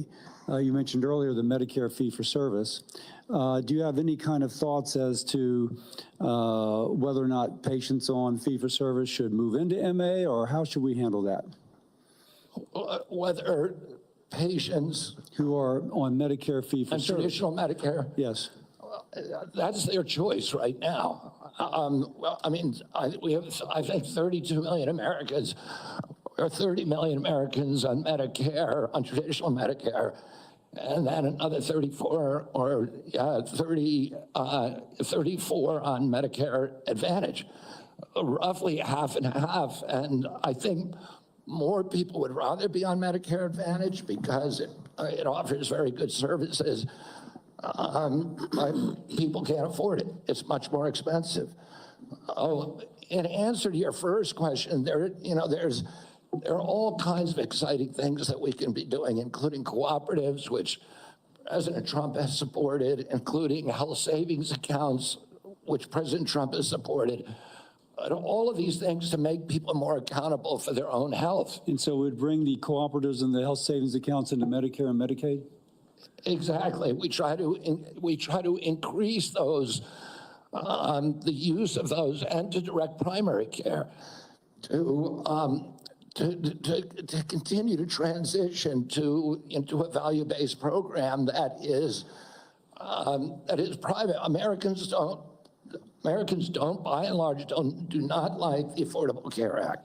People are on it. They don't like Medicaid. They like Medicare. And they like private insurance. We need to listen to what they would prefer to be on private insurance. Most Americans, if they can afford to be, will be on private insurance. We need to figure out ways to improve care, particularly for elderly, for veterans, for the poor in this country. And Medicaid, the current model is not doing that. I would ask, any of the Democrats who are chuckling just now, do you think all that money, the $900 billion that we're sending to Medicaid every year, has made Americans healthy? Do we think it's working for anybody? Are the premiums low enough? We do need to move on. Senator Warner. Well, I got to tell you, for literally hundreds of thousands of Virginians, Medicaid is what prevents them from health crises on a daily and weekly basis. And some imaginary new plan And if there was a new plan that was to be the basis of what Trump was going to do when repealing Obamacare, I would have thought by now we'd have seen it. I got to tell you, listen, Senator, can I reply to that? Senator, Mr. Kennedy, I got questions. I appreciate our visit. I know you take your views seriously, and I don't reflexively vote. I voted for 4 of President Trump's nominees already. Got a lot of grief from folks on this panel. But I got to tell you, I saw an email that you put out Monday night, or your campaign did, in a fundraising email. Your presidential campaign celebrated that the freeze on all new regulations, guidance, and announcements is a way to protect unelected bureaucrats from further undermining our health freedom. Then you ask your donors to help pay for your campaign debt. Did your campaign and you put out that? I don't think my campaign exists anymore. All right, well, listen, I got to tell you this. Somebody's out there soliciting money for it. Maybe you ought to find out who is. So the fact that you celebrate this freeze, do you think that was a good idea to put all of this on hold for 90 days? Funding and any kind of further work? NIH research? As Chairman Crapo pointed out. I'm not asking for, I love Mike Crapo. I'm asking you. You're up for a very important position. As he pointed out, Senator, the portals that were closed were not closed as a result of the Trump administration. Let me just tell you, I'd like you to explain, excuse me, sir, I'd like you to explain to a domestic violence center in Richmond that's saying because this freeze, they may have to close down, where those battered women to go. Or a rural nonprofit I've got in the Shenandoah Valley who's saying that freeze is going to potentially shut down their ability to operate. So I guess if you deny or don't know what your campaign's sending on, you don't know if you raised a lot of money Monday night. I'm saying that the Trump administration you don't know if you raised a lot of money. The Trump administration has made clear that it does not want to freeze benefits for any Americans under Medicaid or Medicare, and I do not want to dismantle Medicaid. The freeze is affecting beyond Medicare and Social Security. I would hope you would have known that to be able to answer some of this. Now, you've said publicly you want to immediately get rid of 600 NIH workers on day one. When we had our meeting, you said you'd actually like to get rid of 2,200 people from HHS. Which offices are you going to start cutting and riffing these 2,200 workers from? Senator, there's 200 political appointees that are changed during every administration. So if you got rid of those 200 political appointees, you're not going to replace them with your political appointees? Well, President Biden this year changed 3,000 employees at HHS. 3,750 at NIH. You're 2,200. What departments are you going to pick them from? Well, the same as President Biden did when he changed 3,000 out. Let me just, I'm down to a minute 30. The chairman's been generous with colleagues on both sides. I may have to go a couple minutes over, but let me just say, so let's just answer. This would be, I hope, since you're asking to become the top healthcare official in the United States in terms of HHS, huge ramifications, and part of this job is to be the senior advisor to the president on health issues. So when we're looking at this purge and we're looking at laying off workers, when we're looking at potentially the president's illegal offer to try to buy out federal employees, which I would say to any federal employees, think twice. Has this individual in his business world ever fulfilled his contracts or obligations to any workers in the past? But if you are in this position, will you pledge that you will not fire federal employees who work on food safety, work on trying to preventing things like salmonella? Senator, there's 91,000 employees. So that I take that as that's a simple yes. And I'm going to take that as a no. Run that agency I take that as a no. Will you actually? We talked about protecting Americans from cyber criminals. Something we need to do a lot more on. Will you commit not to fire anyone in the health arena who currently works on protecting Americans from cyber attacks in their healthcare files? I will commit to not firing anybody who's doing their job. Based on your opinion, based upon your opinion, or your political agenda, or Mr. Trump's political agenda? Based upon my opinion. So I guess that means a lot of the folks who've had any type of views on vaccines will be out of work. Will you freeze grant funding for community health centers? Will you freeze federal funds for community health centers, the way the current administration has done? The White House has made clear that no funds are going to be denied to any American for benefits in any program. Do you know what happens at community health centers? Those are direct. Are you talking about the Indian health centers? No, I'm talking about community health centers across the country. I understand that. I mean, I strongly. So you're going to excuse Indian health centers, which is good, but others are not. They're going to get their funds frozen. I strongly support community health centers, as does the president. So does that mean you're not going to freeze the funding that is currently frozen? The White House has made clear that none of that funding is supposed to be frozen. Sir, the direct payments are different than how the government operates. We fund the federal government down to community health centers. As a former governor, there's lots and lots of state programs that are related to health care that come from the federal government. They come down to the state, then it goes to local programs.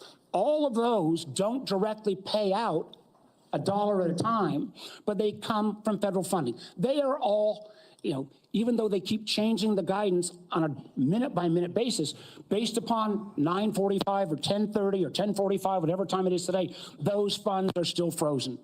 Sir, I just honestly, I want to give you a fair shot, but I don't feel like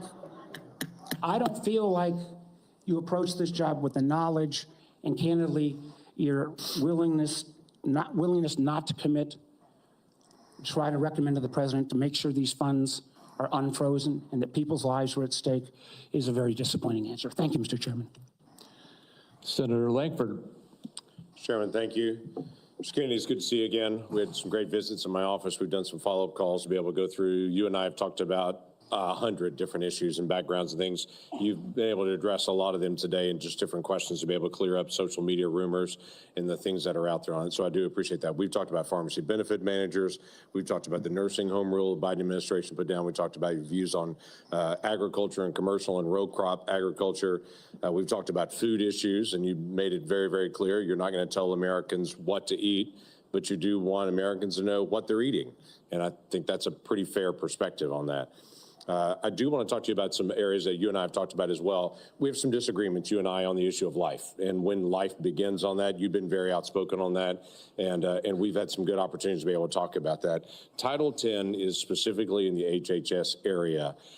This has been an area that has been interpreted for a long time, and President Trump in the first administration interpreted that rule to say that his administration will prohibit the performance, referral for, or promotion of abortion as a part of the Title 10 program. That he made that very clear in the first administration. Obviously, that's his decision to make again on that, on how he wants to handle that, and he's made a lot of public statements on that. The Biden administration not only reversed that, not only rescinded that rule, but they went one step the other direction. In my state in Oklahoma, as you and I have talked about, the Biden administration cut off funding to the state of Oklahoma for AIDS testing, for breast cancer screening, and for other areas of poverty health care because my state didn't promote abortion. It wouldn't provide. If my state wouldn't promote abortion in the state, we got cut off for federal funds for AIDS testing and for other things. My simple question to you is, how are you going to handle Title 10 on that? I saw how President Biden handled that in the punitive measures that came on my state for those that are in rural health care. How are you going to handle Title 10? I'm going to support President Trump's policies on Title 10. I agree with President Trump that every abortion is a tragedy. I agree with him that we cannot be a moral nation if we have 1.2 million abortions a year. I agree with him that the states should control abortion. President Trump has told me that he wants to end late-term abortions, and he wants to protect conscience exemptions, and that he wants to end federal funding for abortions here or abroad. That's Title 10. I serve at the pleasure of the president. I'm going to implement his policies. Thank you for that. President Biden, when he came in, immediately closed down the Office of Civil Rights and Conscience Protections within HHS. There's a statement that's come out recently that he's going to reopen that office again to be able to protect the civil rights of Americans. One of the things that Javier Becerra did immediately when he came into HHS was conscience protections for medical professionals that were being compelled against their conscience to perform medical procedures that violated their conscience. Javier Becerra stepped in immediately into HHS and withdrew that and said, no, the federal government will tell you what you believe about these issues. You don't have conscience protections anymore, and refuse to protect those folks. Will you step in and say that healthcare individuals have the right of conscience again, as the federal law allows? Yeah, I mean, the first thing that occurs to me when you ask that question is, what patient would want somebody doing a surgery on them that, believes that the surgery is against their conscience being forced to perform that? I don't know anybody who would want to have a doctor performing a surgery that the doctor is morally opposed to. Listen, I came from a family that was split on life and choice. I have cousins today who believe that abortion at any stage is equivalent to homicide. Now, there are other people who believe the opposite. But the good thing in my family that I really loved is that we were able to have those conversations and respect each other. And I wish that we could do that nationally.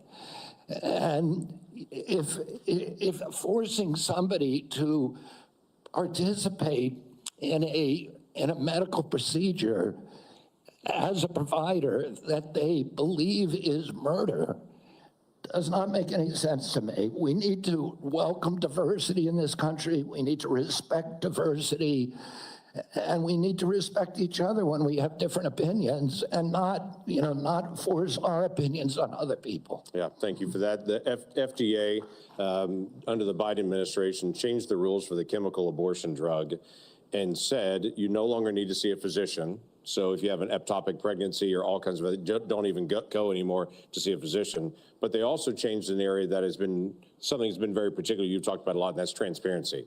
They changed the position and said, don't tell us if there's a side effect on this drug unless she dies. But other than that, don't tell us anymore. Literally, don't give transparent information to the American people or to the women who take this drug anymore. We don't want that reported. My question to you is, will FDA move to be able to actually give transparency to the American people and to say, this drug is no different than any other drug. We're not going to protect it just because it's political for some folks. People should know side effects on this drug, and there should be reporting. Yeah, I mean, it's against everything we believe in this country that patients or doctors should not be reporting adverse events. We need to know what adverse events are. We need to understand the safety of every drug, mifepristone and every other drug. And President Trump has made it clear to me that one of the things, he is not taking a position yet on mifepristone, a detailed position, but he's made it clear to me that he wants me to look at safety issues. And I'll ask NIH and FDA to do that. Thank you. Senator Whitehouse. Thank you, Chairman. Mr. Kennedy, I only have 5 minutes with you, and I've got a lot of experience with CMS, so you're just going to have to listen. 2 things. One, if you want to move from advocacy to public responsibility, Americans are going to need to hear a clear and trustworthy recantation of what you have said on vaccinations, including a promise from you never to say vaccines aren't medically safe when they in fact are, and making indisputably clear that you support mandatory vaccinations against diseases where that will keep people safe. You're in that hole pretty deep. We've just had a measles case in Rhode Island, the first since 2013. And frankly, you frighten people. 2, I want to air harms that Rhode Island has experienced from a remorseless, senseless CMS bureaucracy. CMS has for years maintained a reimbursement system that the bureaucracy could never explain, never justify, that persistently pays Rhode Island providers less than neighboring Massachusetts and Connecticut providers, a differential of 23 and 26% in our regional healthcare market. The Pending Ahead program can begin to remedy this, at least for value-based care, and it must. There has to be payment parity in the region. Rhode Island's healthcare system is bleeding out because we aren't paid what neighboring hospitals and doctors are paid. And the one act CMS took on this years ago was to make it worse. The CMS bureaucracy has also attacked one of the best accountable care organizations in the country, Rhode Island's Integra Family Doctors. Tried to throw them off the shared savings program because they said Integra years ago briefly fell 137 patients short of the 5,000 patients that ACOs need. CMS wouldn't listen until a court found that to be unjustified, likely illegal, irreparable harm to this high-performing ACO and its patients, and contrary to the public interest. That must stop. Last, CMS has refused to approve waivers granted elsewhere for Rhode Island from rules that are stupid for Medicare patients who are nearing the end of their days. Here's what families see. Granny is home dying. She needs to transfer to a nursing home, and Medicare insists on putting her 3 days and 2 nights in a hospital. Expensive, frightening to Granny and the family, and stupid. Granny's home dying and can't get palliative and curative care together. Inhumane and stupid. Granny's home dying and can't get home care if she can still get out into the yard or be driven to see the shore, to see Narragansett Beach, say, one more time, to recall childhood memories before she dies. Inhumane and stupid. Granny's home dying and the family's exhausted. And the respite care benefit is not to send a nurse or a caregiver, but to stuff Granny in an ambulance and haul her off to a hospital. Some respite. It's all expensive, frightening, inhumane, and stupid. But the insensate CMS bureaucracy takes a court order to be awakened to the harm they cause. I have had enough. CMS should let Rhode Island try humane end-of-life care through CMMI. Let's see if it works at a state. I bet it will save money, serve families better at a very, very delicate time, and perhaps even make a model for better health care everywhere. I've said a lot. My time is out. You're welcome to respond in writing. I ask unanimous consent that the order declaring CMS's actions to constitute irreparable and illegal harm be put into the record. Without objection. Let me just respond very briefly, Senator Whitehouse. I'm an implacable enemy of tyrannical, insensate bureaucracies and stupid rules, and I will work with you to make CMS responsive to the needs of Rhode Island and to remedy those disparities that you talk about. I am familiar with the Integra Health plan, and it is the template for what we ought to be doing is a value-based plan. And I look forward to you to making sure that we create pilot programs like this. Unfortunately, Mr. Chairman, around the country. Unfortunately, Mr. Chairman, one of the things I've learned in my tenure in the Senate is that a nominee saying that they're willing to work with me amounts to exactly zero. We need to get this fixed. Thank you. Well, I guess at that point, then we will move on to Senator Daines. Mr. Chairman, thank you. Mr. Kennedy, I'm glad to see you here this morning. I listened to your opening remarks, and you mentioned that you wanted to make HHS the gold standard of science. I have found my engagements with you, both behind closed doors in my office, as well as listening to you publicly, to be very thoughtful and science-based.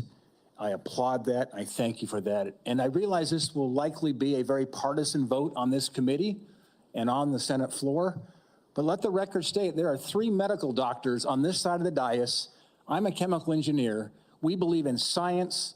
I'm thankful that you do too, and you made that comment in your opening remarks. I want to talk about agriculture for a moment. We talked about our common love for Montana. You've been to Montana many times. It's a wonderful state. A lot of folks have discovered it. They watch the show Yellowstone, and people are coming and moving into our state, but it's an amazing place. But as you know, agriculture is our top economic driver in Montana. We produce some of the highest quality crops, the best livestock in the country and the world. Our farmers and our ranchers are truly some of the most effective environmental stewards in ensuring we have a safe food supply chain in the world. I share your view that protecting the integrity and safety of our food supply is of utmost importance.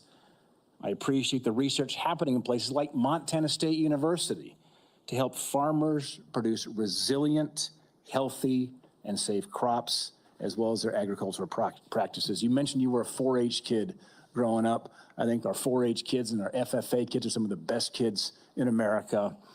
My question for you, Mr. Kennedy, is if confirmed, as I'm listening to my farmers and ranchers talk about the future, will you commit to working collaboratively with partners at USDA, at the relevant federal agencies, as well as our Montana farmers and ranchers before implementing any policy that might affect or impact food supply? Absolutely, we'll make that commitment. I have, as I shared with you, a personal commitment and a long career working with farmers. I want to make sure I understand the very, very narrow margins, the slim margins that American farmers and ranchers are dealing with. And I don't want, under my watch, a single farmer to have to leave his farm for economic reasons or for regulatory or bureaucratic reasons while I serve, if I'm privileged to serve, to be confirmed as HHS Secretary.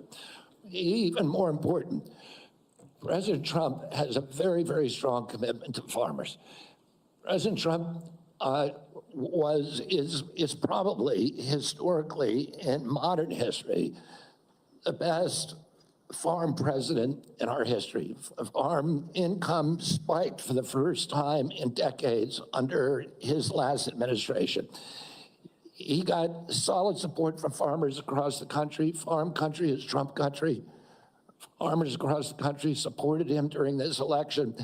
He has specifically instructed me that he wants farmers involved in every policy, and that he wants me to work with Brooke Rollins at USDA to make sure that we preserve American farmers, that all of our policies support them.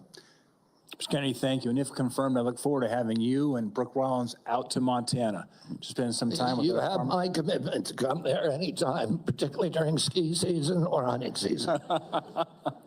Deal. I want to shift gears for a moment. As we discussed in the meeting we had in my office, mifepristone was approved in 2000. The FDA has been under scrutiny and brought to court for failure to properly assess this drug, as well as subsequent deregulations Senator Langford described that have occurred over the past 25 years. Some of these deregulations included ending the requirement that these drugs be prescribed by a doctor, ending reporting requirements for adverse events, and allowing these pills to be obtained through the mail. In fact, the FDA's own prescribing label mentioned that 3 to 5% of women taking this drug end up in the emergency room. My question is, if confirmed as Secretary of HHS, will you commit to working with the FDA Commission to review these deregulatory actions that are threatening the safety of women?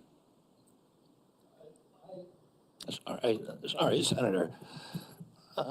As I said to Senator Langford, I think it's immoral to have a policy where patients are not allowed to report adverse events and where doctors are discouraged from doing that. President Trump has asked me to study the safety of mifepristone. He has not yet taken a stand on how to regulate it. Whatever he does, I will implement those policies, and I will work with this committee, make those policies make sense. Thank you, Mr. Kennedy. Senator Hassan. Thank you, Mr. Chair and Ranking Member Wyden, and welcome, Mr. Kennedy, and to your family as well. I want to start with a couple of concerns I have, and just briefly on Medicaid.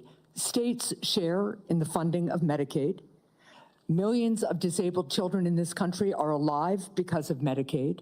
Millions of people with addiction in this country are in recovery because of the services provided to them by Medicaid. And millions of chronically ill people who, until Medicaid expansion was enacted, who couldn't get health care and therefore couldn't work because they were too sick, got health care through Medicaid expansion, then went back to work, and now they're on private insurance. So those are some facts about Medicaid that you might want to brush up on. Now, I'm also extremely concerned about your endorsement of radical fringe conspiracies that, if implemented at HHS, would put American families' lives at risk. Vaccines are one of our greatest public health triumphs. And you don't need, I'm not talking about abstract medical science. One of the people who helped raise me was my grandfather, who was a pediatrician. He practiced medicine in this country from 1921 until the mid-1980s. And I heard details about the difference those vaccines made in saving lives in the children who were under his care. Vaccination has helped to eradicate many deadly diseases in the United States, including polio and smallpox, something we should be proud of as Americans. I am extremely concerned that as Secretary, you would be able to halt critical vaccine research and to exploit parents' natural worries by advising them not to vaccinate their children. This will lead to more children getting sick, and some will even die. Before the measles vaccine, about 500 American children died a year from measles. This is too much of a risk for our country, and there is no reason that any of us should believe that you have reversed the anti-vaccine views that you have promoted for 25 years. For example, you have previously falsely suggested that the polio vaccine killed many, many, many, many more people than polio ever did by causing fatal cancers, while rigorous safety studies show that to be completely false. Now, let's go to something we agree upon. I am really heartened to see that one area where we agree on is on women's reproductive freedom. In your own words, it's not the government's place to tell people what to do with their bodies. You said that, correct? Yep. Mr. Kennedy, in 2023, you came to New Hampshire and said, quote, I'm pro-choice. I don't think the government has any business telling people what they can or cannot do with their body. So you said that, right? Yes. Yep. But you also said we need to trust the women to make that choice because I don't trust government to make any choices. You said that too, right? Yes. It is remarkable that you have such a long record of fighting for women's reproductive freedom, and really great that my Republican colleagues are so open to voting for a pro-choice HHS secretary. So, Mr. Kennedy, I'm confused. You have clearly stated in the past that bodily autonomy is one of your core values. The question is, do you stand for that value or not? When was it that you decided to sell out the values you've had your whole life in order to be given power by President Trump? Senator, I agree with President Trump that every abortion is a tragedy, that we can't be a moral authority in this country. Right, so, but that isn't what you said back in New Hampshire in 2023. My question is exactly when did you decide to sell out your life's work and values to get this position? Senator, I agree with President Trump that every abortion is a tragedy. So what you're telling us, just to be clear, because my time is limited, is that regardless of what you believe, regardless of what values you have, if President Trump tells you to do something, you're going to do it. You said just now the discussion about mifepristone. Oh, he's asked me to study the safety of it. Here are the safety studies that tell us mifepristone is safe and effective. And I ask, Mr. Chair, that these about 40 studies be admitted to the record by unanimous consent. Without objection. So the studies are there. The safety is proved. The science is there. But what you're telling us is if President Trump orders you to take action to make it harder for women to get direly needed health care, you'll follow his order. If Mr. Trump, as he did yesterday, orders a halt on Medicaid payments that are essential for taking care of people with disabilities all around this country, you're going to follow that order because you are willing to sacrifice your values, your knowledge, if President Trump tells you to do that. That, to me, is unacceptable in a Secretary of Health and Human Services. As I explained before, the White House has issued a statement saying that that policy will not deprive any American benefits. The problem is the White House issued that statement only after we pointed out the damage it would do, and it became politically uncomfortable for them. You know what else that freeze on federal funding did? It halted funds for critical research that could cure pediatric cancer. So if the president tells you to do that, you're going to stop that too. That's enough. What an insufferable witch. Senator Cortez Masto is next. Thank you.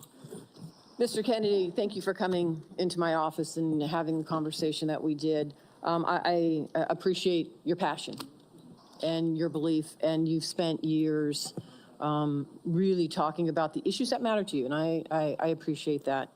Let me ask you a couple of questions, though I just need some clarification.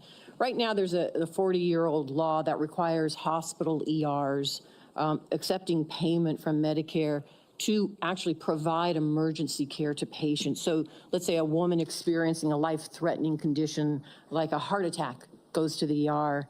As a lawyer, you would agree that that federal law protects her right to emergency care, correct? Yes. So now a pregnant woman with life-threatening bleeding from an incomplete miscarriage goes to the ER. Let me rephrase that so you can hear. A pregnant woman with a life-threatening bleeding from an incomplete miscarriage goes to the ER, and her doctor also determines that she needs an emergency abortion. But she's in a state where abortion is banned. You would agree also as an attorney that federal law protects her right to that emergency care, correct? I don't know. I mean, the answer to that is I don't know if the state bans Well, let me ask you this as an attorney. Doesn't federal law preempt state law? The federal Constitution does. Sometimes not every federal law preempts state laws. It could be unconstitutional. Now, I'm not trying to be evasive, Senator. I'm just telling you I don't know the I answer to appreciate that. But what authority do you have over this as the director of HHS? What authority do I have? Yeah, to enforce the law. In what regards? To make sure that a hospital that receives payment from Medicare is ensuring that they're providing the necessary emergency care to patients when they present. It's actually the EMTALA law. So what authority as HHS director do you have with respect to EMTALA? My understanding is that I have budgetary power and that it's pretty much limited to that. But if you tell me I have another authority, I don't even think that. Well, let me tell you, we have a law enforcement branch at HHS. Actually, you do, and that's CMS. CMS actually investigates complaints of EMTALA violations, as well as the Health and Human Services Inspector General, who, by the way, was just recently fired by Donald Trump. So you will be enforcing EMTALA laws, and it's important that you understand their impact and don't play politics with the patient presenting at the ER based on a position that this administration has taken. Let me ask you another question. When we met in my office, you said about lowering drug prices, that when Big Pharma price gouges, the American people suffer. I think we both agree on that. And I think you're sincere in your belief that you want to reduce prices for Americans, correct? Yes. Yeah. The Inflation Reduction Act empowered Medicare to negotiate prescription drug prices. It penalizes drug companies for price hikes above inflation, and it caps seniors' out-of-pocket drug costs, along with reducing insulin prices to $35 per month.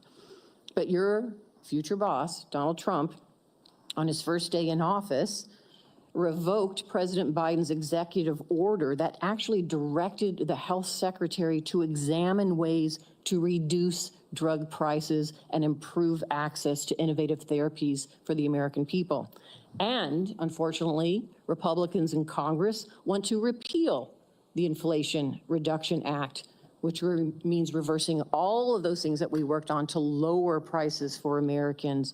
So my question to you is, what do you do? Why are you there? Are you there to be a rubber stamp to this administration and cave into all of these positions that they're taking, even though you know they're in disagreement with your positions on lowering drug prices and that they could harm Americans? How do you handle that as HHS director? Senator, my understanding is that the White House issued an executive order, I believe today, supporting the drug negotiations under the IRA. President Trump was very aggressive during his first term about negotiating drug prices. He has instructed me, and I've met with him repeatedly on as that we need lower prices than seniors in this country, and so let me others are. Let me ask you this, because I only have so much time. So we've already negotiated lowering prices for 10 drugs with Big Pharma. And Big Pharma, by the way, opposes this. They have not only are asking for a pause, they have filed lawsuits, but we've already negotiated the first 10 drugs.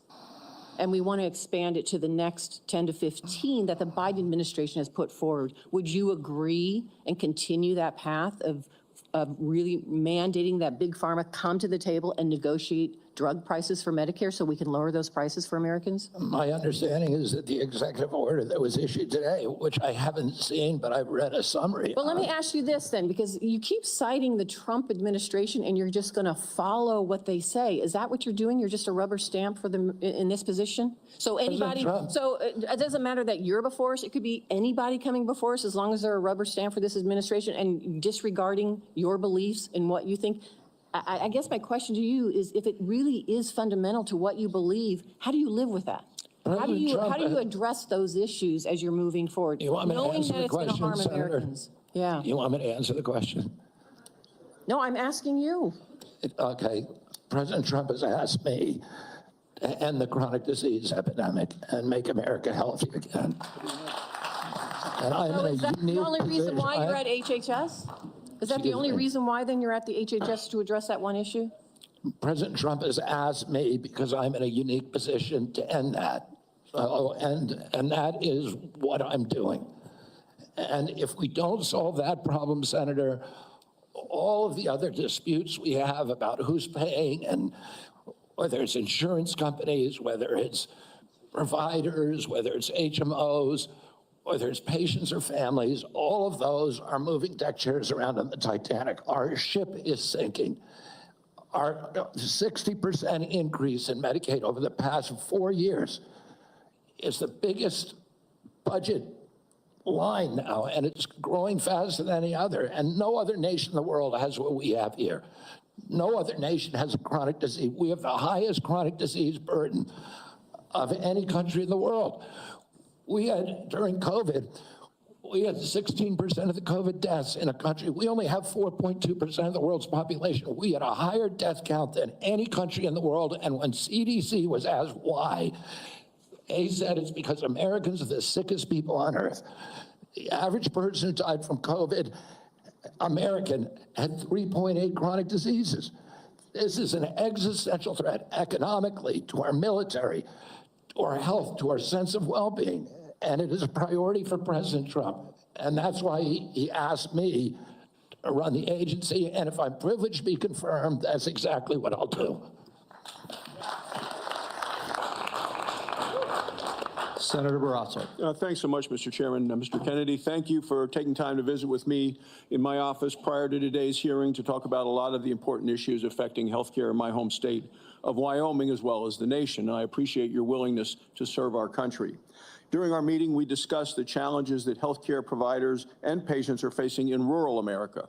Financial obstacles facing rural hospitals, workforce shortages, issues of OBGYN, and then new regulations that are painful that have come out of the Biden administration, hurting our ability to provide nursing home staffing.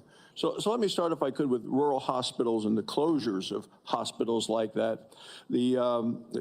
There are a lot of challenges facing hospitals in rural communities and frontier areas. We have 33 hospitals in Wyoming.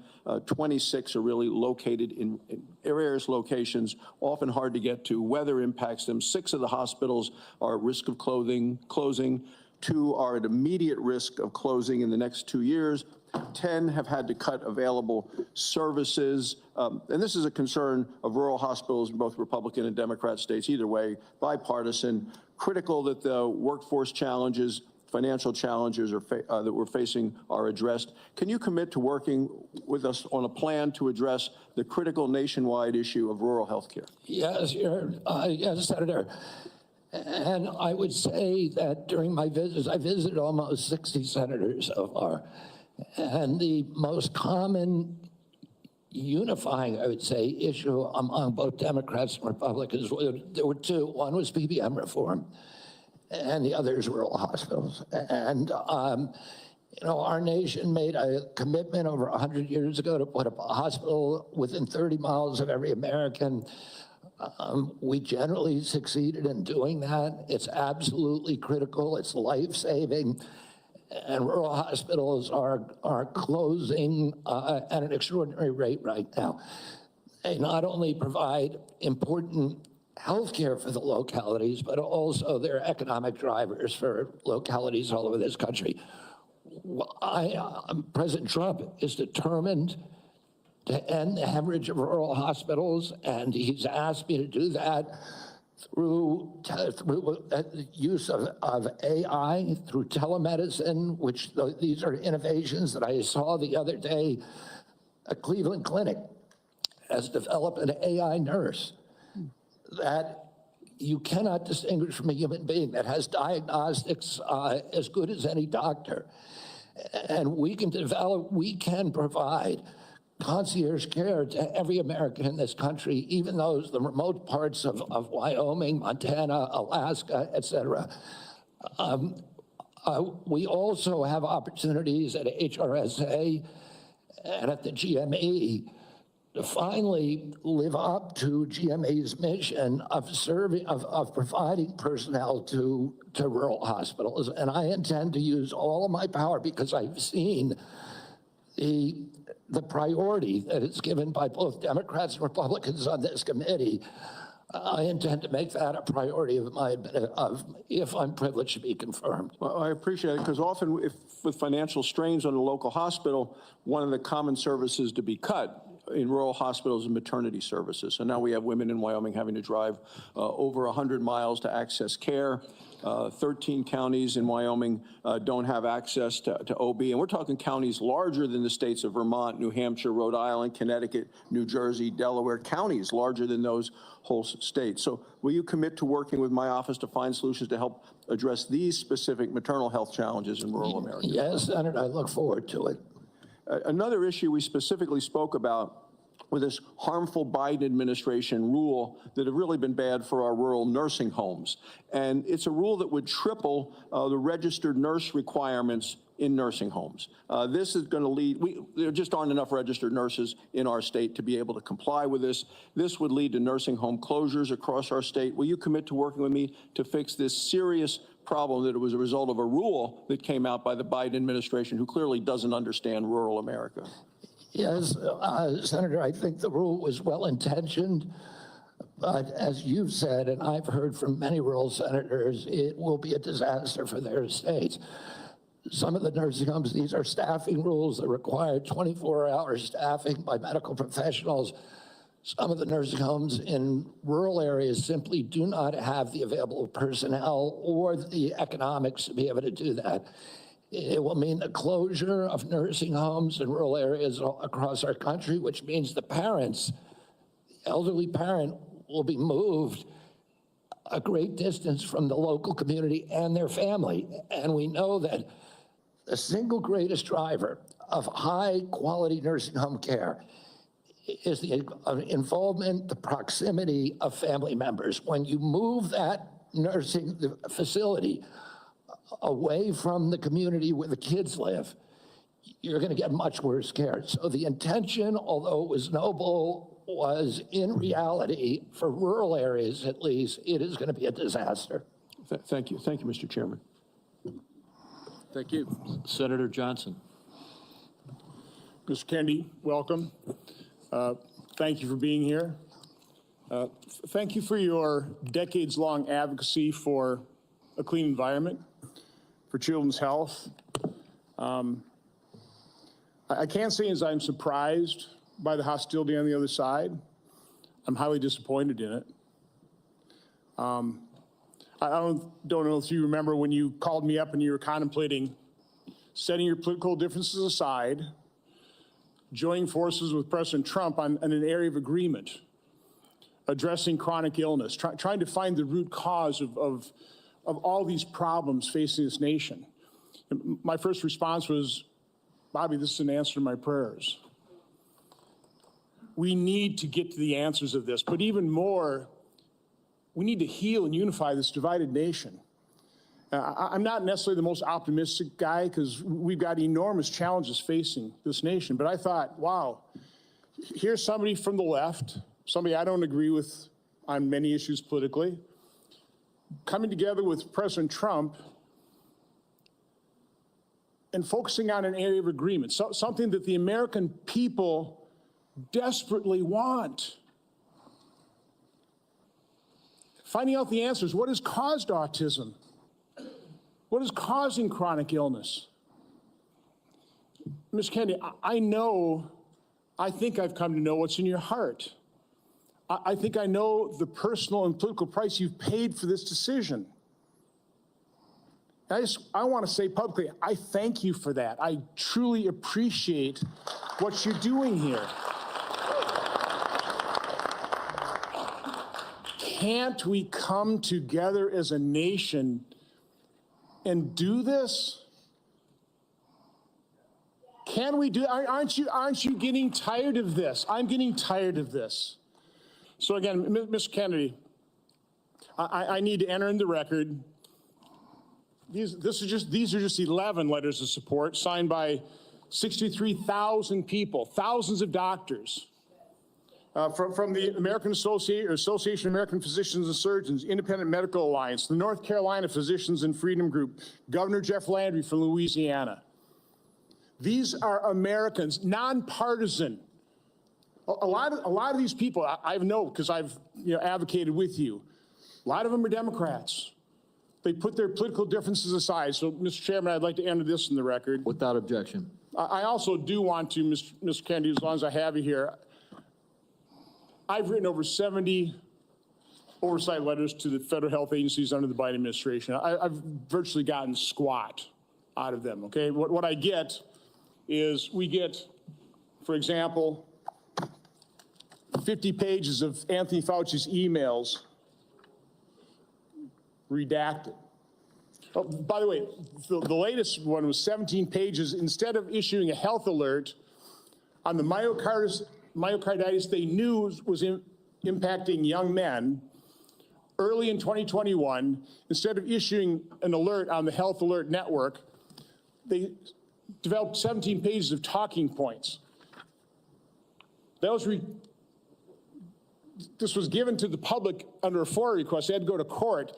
They've got a new way of redacting. They don't black things out. They just give you white pages, so you don't even know what they have redacted.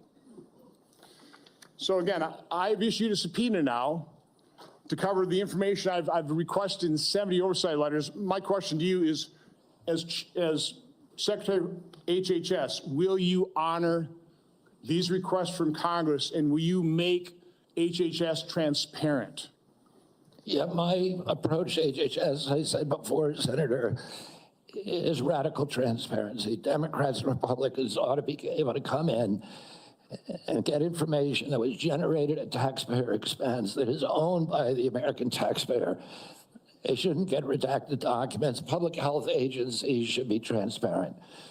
And if we want Americans to restore trust in the public health agencies, we need transparency. I want to say something about what you first said. When I launched my campaign, it was about uniting Americans, Democrats and Republicans.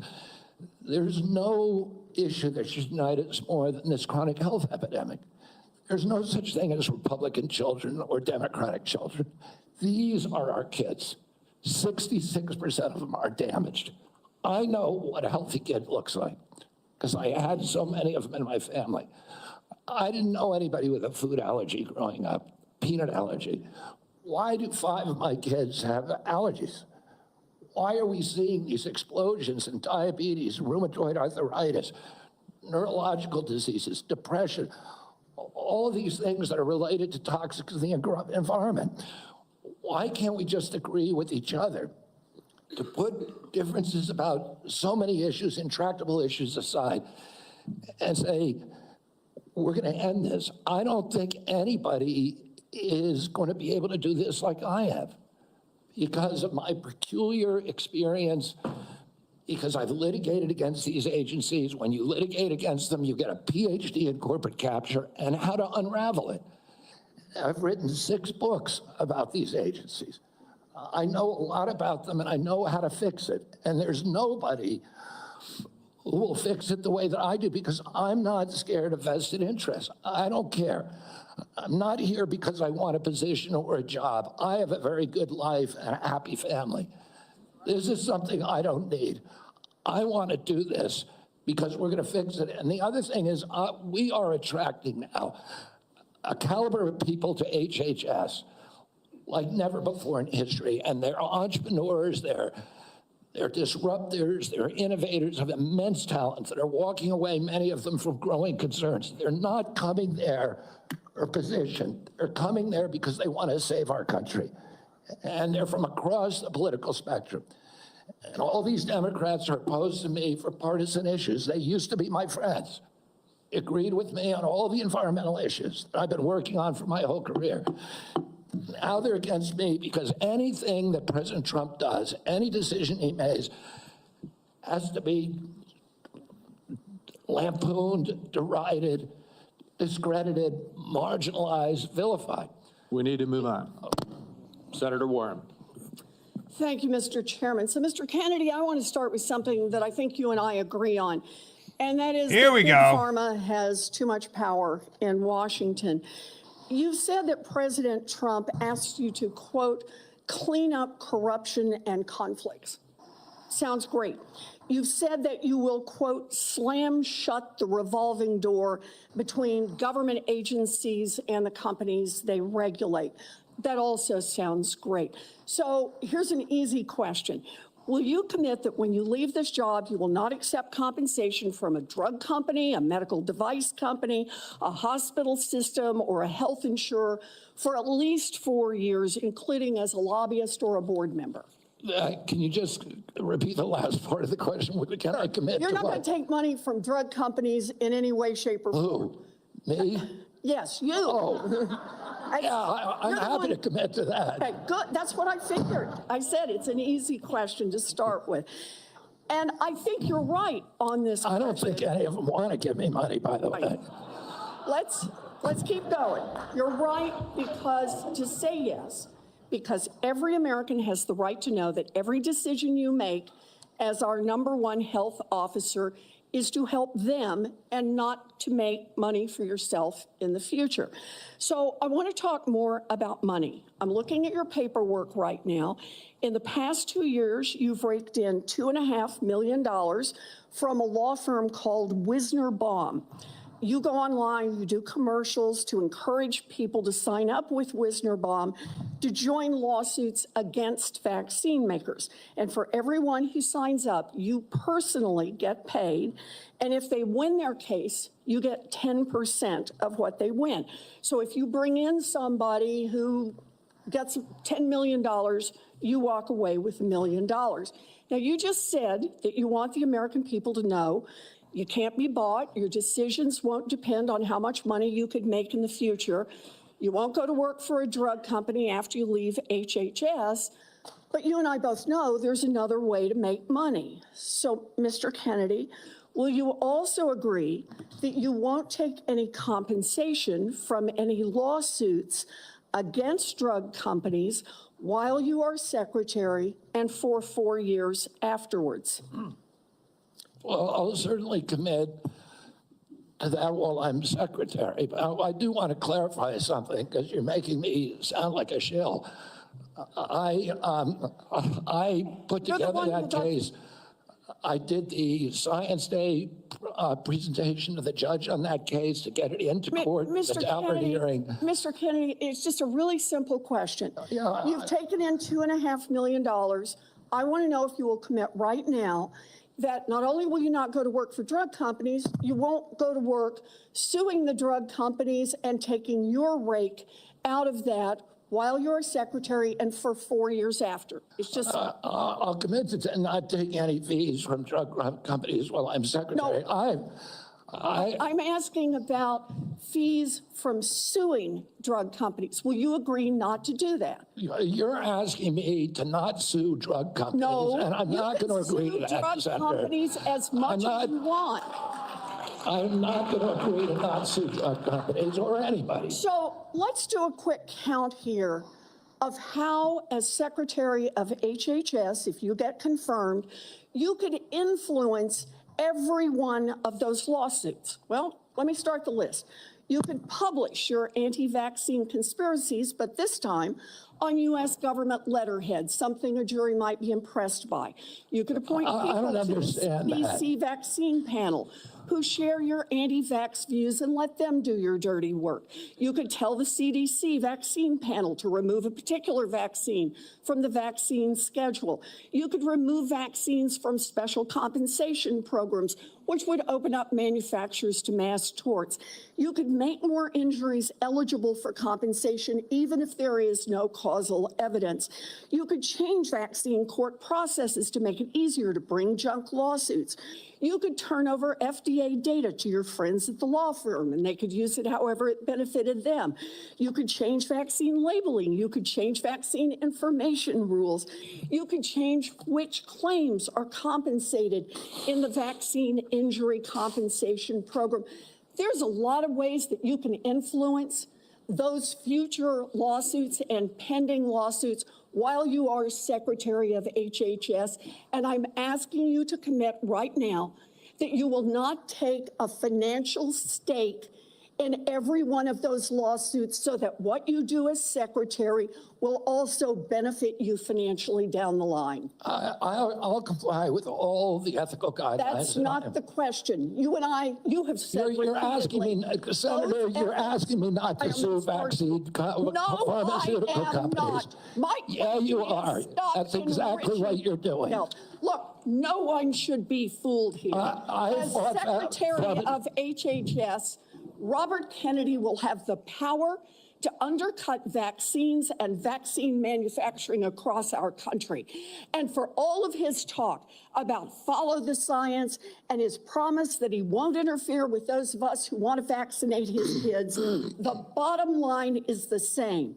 Kennedy can kill off access to vaccines and make millions of dollars while he does it.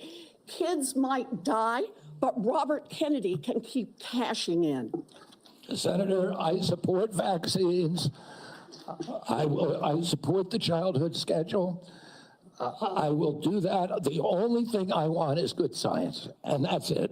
How about then say you won't make money off what you do as Secretary of HHS?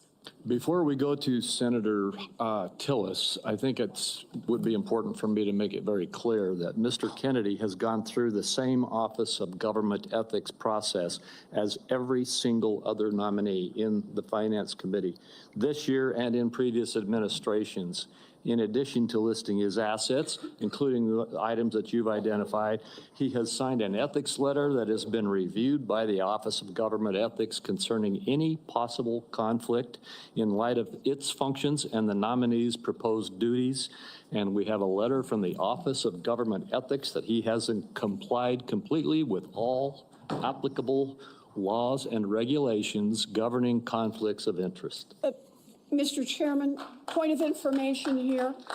Have we had a single nominee come through who's made $2.5 million off suing one of the entities that it would be regulating and plans to keep getting a take of every lawsuit in the future? Have we had that before? I haven't reviewed the past documentation of every other nominee's financial interests, and so no. But I know that every single time we get a nominee, their financial interests are attacked.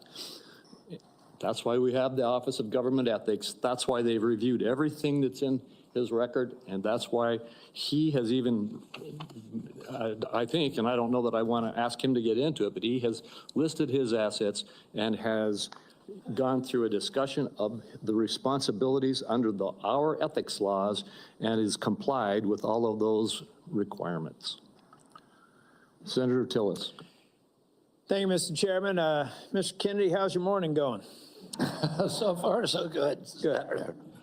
You came prepared. I'm glad that you did. You, I believe, addressed to my satisfaction a question about Title X and the president's priority with respect to Planned Parenthood. Can you just affirm that you are 100% behind the president's policy on Title X and the implementation? I'm 100% behind it, Senator. Thank you. You know, it's amazing to me that people, well, first off, you need to understand I was in a judiciary hearing this morning. It's very clear to me that some of these nominations are going to be shirts and skins. So no matter what you answer in the affirmative, they're going to ask you one more question so that you won't be able to answer in the affirmative. That's just the way the game gets played when we have nominees like yourself. So I think you're handling yourself well. I got a real quick question for you. Are you a conspiracy theorist? That is a pejorative, Senator, that's applied to me, mainly to keep me from asking difficult questions of powerful interests. I was told that I was a conspiracy theorist. That label was applied to me because I said that the vaccines, the COVID vaccine, didn't prevent transmission and it wouldn't prevent infection, when the government was telling people, Americans, that it would. I was saying that because I was looking at the monkey studies in May of 2020. I was called a conspiracy. Now everybody admits it.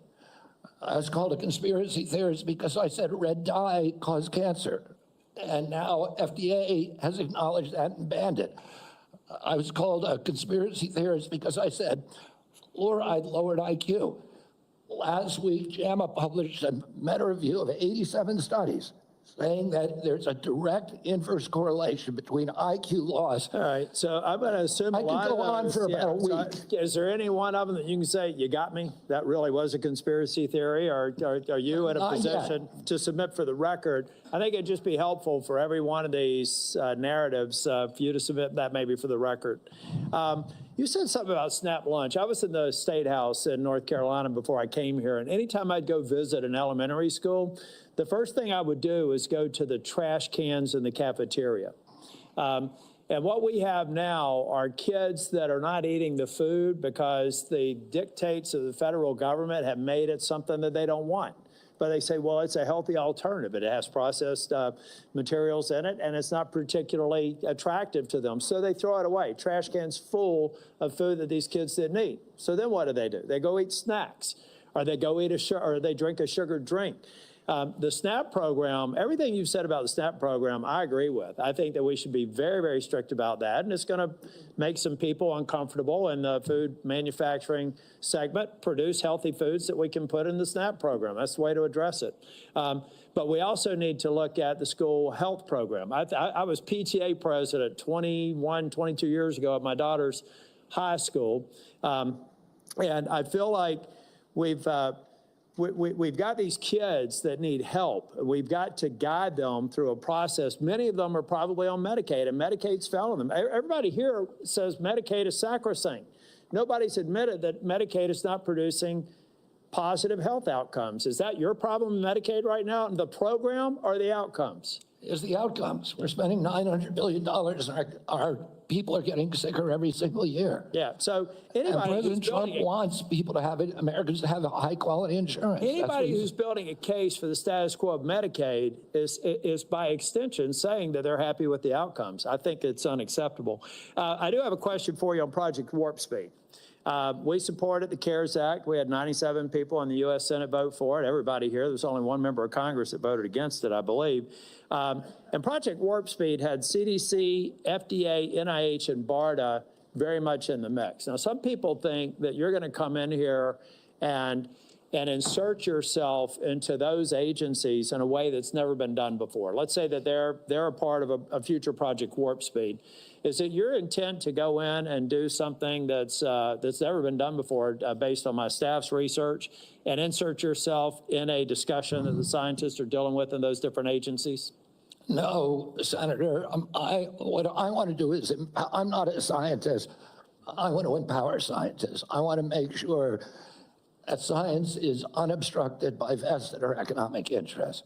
That's good. Or by bad culture. And I'll just say about Operation Warp Speed, it was an extraordinary accomplishment, showed demonstration of leadership by President Trump. When he promoted Operation Warp Speed, he was looking at all of the different remedies, including vaccines. Therapeutics, everything. Therapeutic, ivermectin, hydroxychloroquine, famotidine, even chlorine dioxide.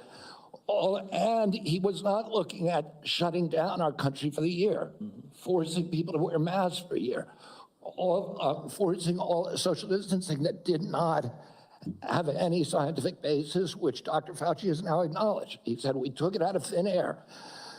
But all of those changed during the Biden administration. And it became very narrowly focused. We ended up with the worst, the highest death count of any country in the world. Mr. Chair, if I can just ask one final question, and I think it's a one-word answer. I've heard a lot of people complaining about health care delivery, Medicaid, on the other side of the dais here. Who's been responsible for health care policies over the last 4 years? The Biden administration. I mean, the president, the Biden, okay. Yeah. So I'd like to have heard more of those in oversight hearings over the last 4 years. I haven't, but I'm glad that there's an acknowledgement that you're inheriting a problem that needs to be fixed. Thank you. Thank you, Senator. Senator Sanders. Thank you, Mr. Chairman.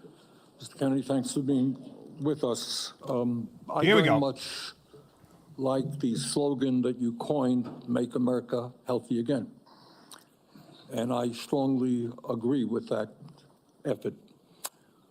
Despite spending, as you indicated, 2 or 3 times as much per capita on healthcare as other nations, we have 85 million people who are uninsured, underinsured. We have all kinds of chronic illnesses. Our life expectancy is lower than other countries. And for working class people in this country, they are living 6-7 years shorter lives than the top 1%. We got a problem, okay? And I'm gonna suggest some ideas that I think can remedy that.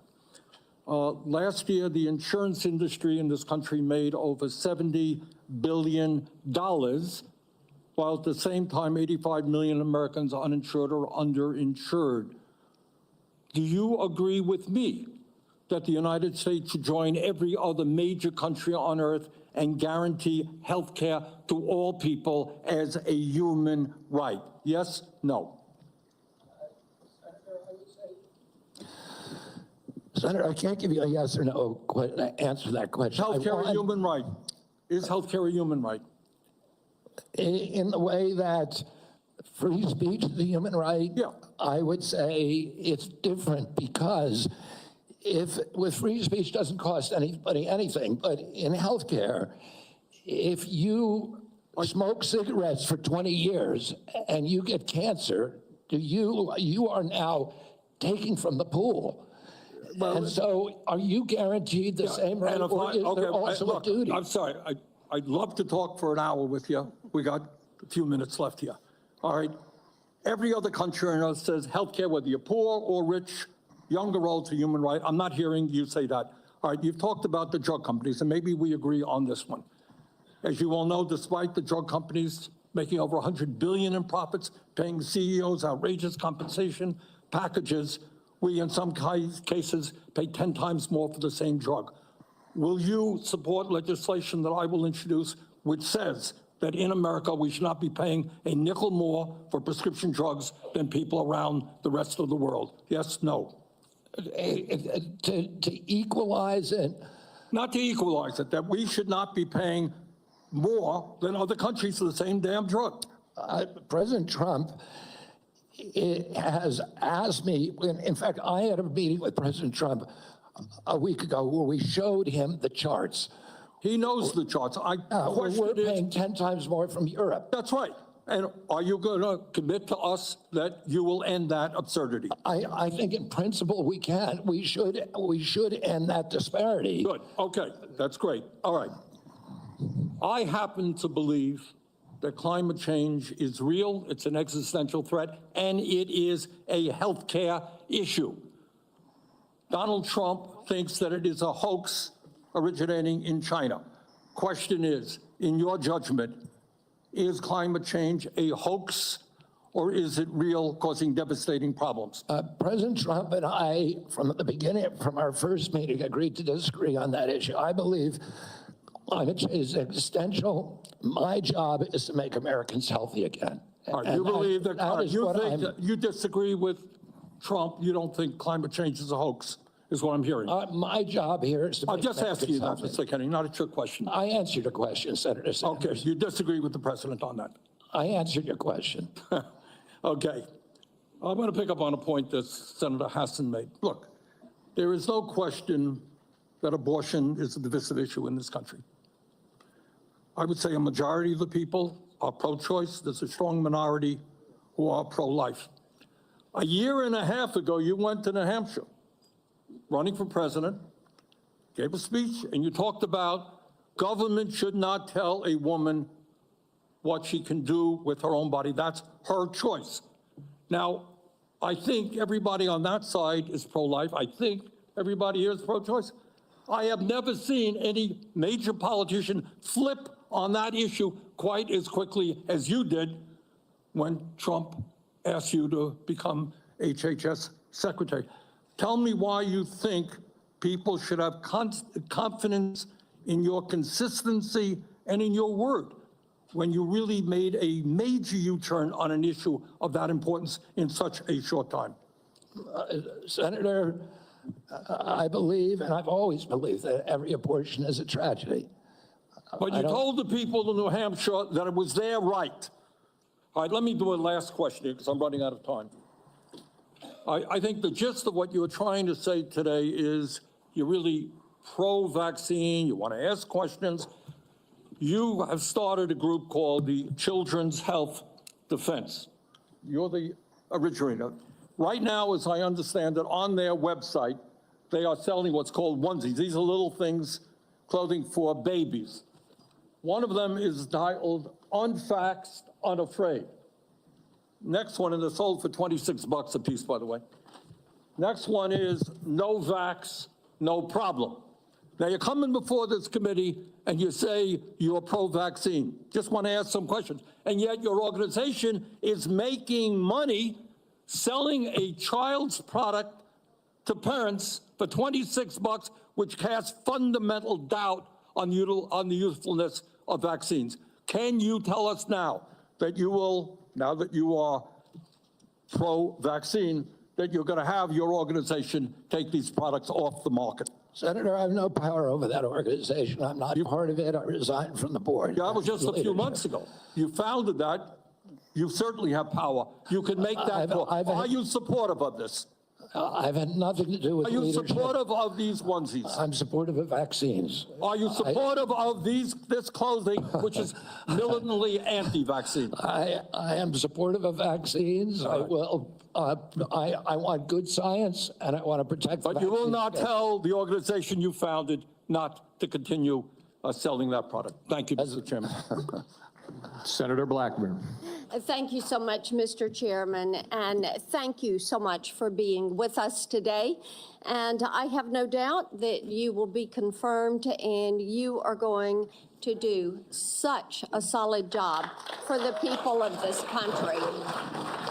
And I do have several issues I wanted to talk with you about and didn't have time to cover them all when we met prior to the meeting, but rural health care is very important to me and the people of Tennessee. 78 of our 95 counties are rural counties. Now, over the last few years, we've seen hospital closures. So we have focused on access in rural areas. And my rural health agenda, which is bipartisan, focuses on innovation, telehealth, access points. It focuses on work shortages, and also Senator Warner and I have together focused on making certain that we address the area wage index and do that fairly for our citizens that are in rural communities. So I would like a commitment from you that when confirmed, you and your CMS administrator will work with us to make certain that the area wage index is balanced and that it is fair to rural areas. Senator, both Dr. Oz and myself recognize that rural health care is in crisis in this country, and that is catastrophic for our entire country. And I talked a little bit about my commitment to rural health earlier in this hearing.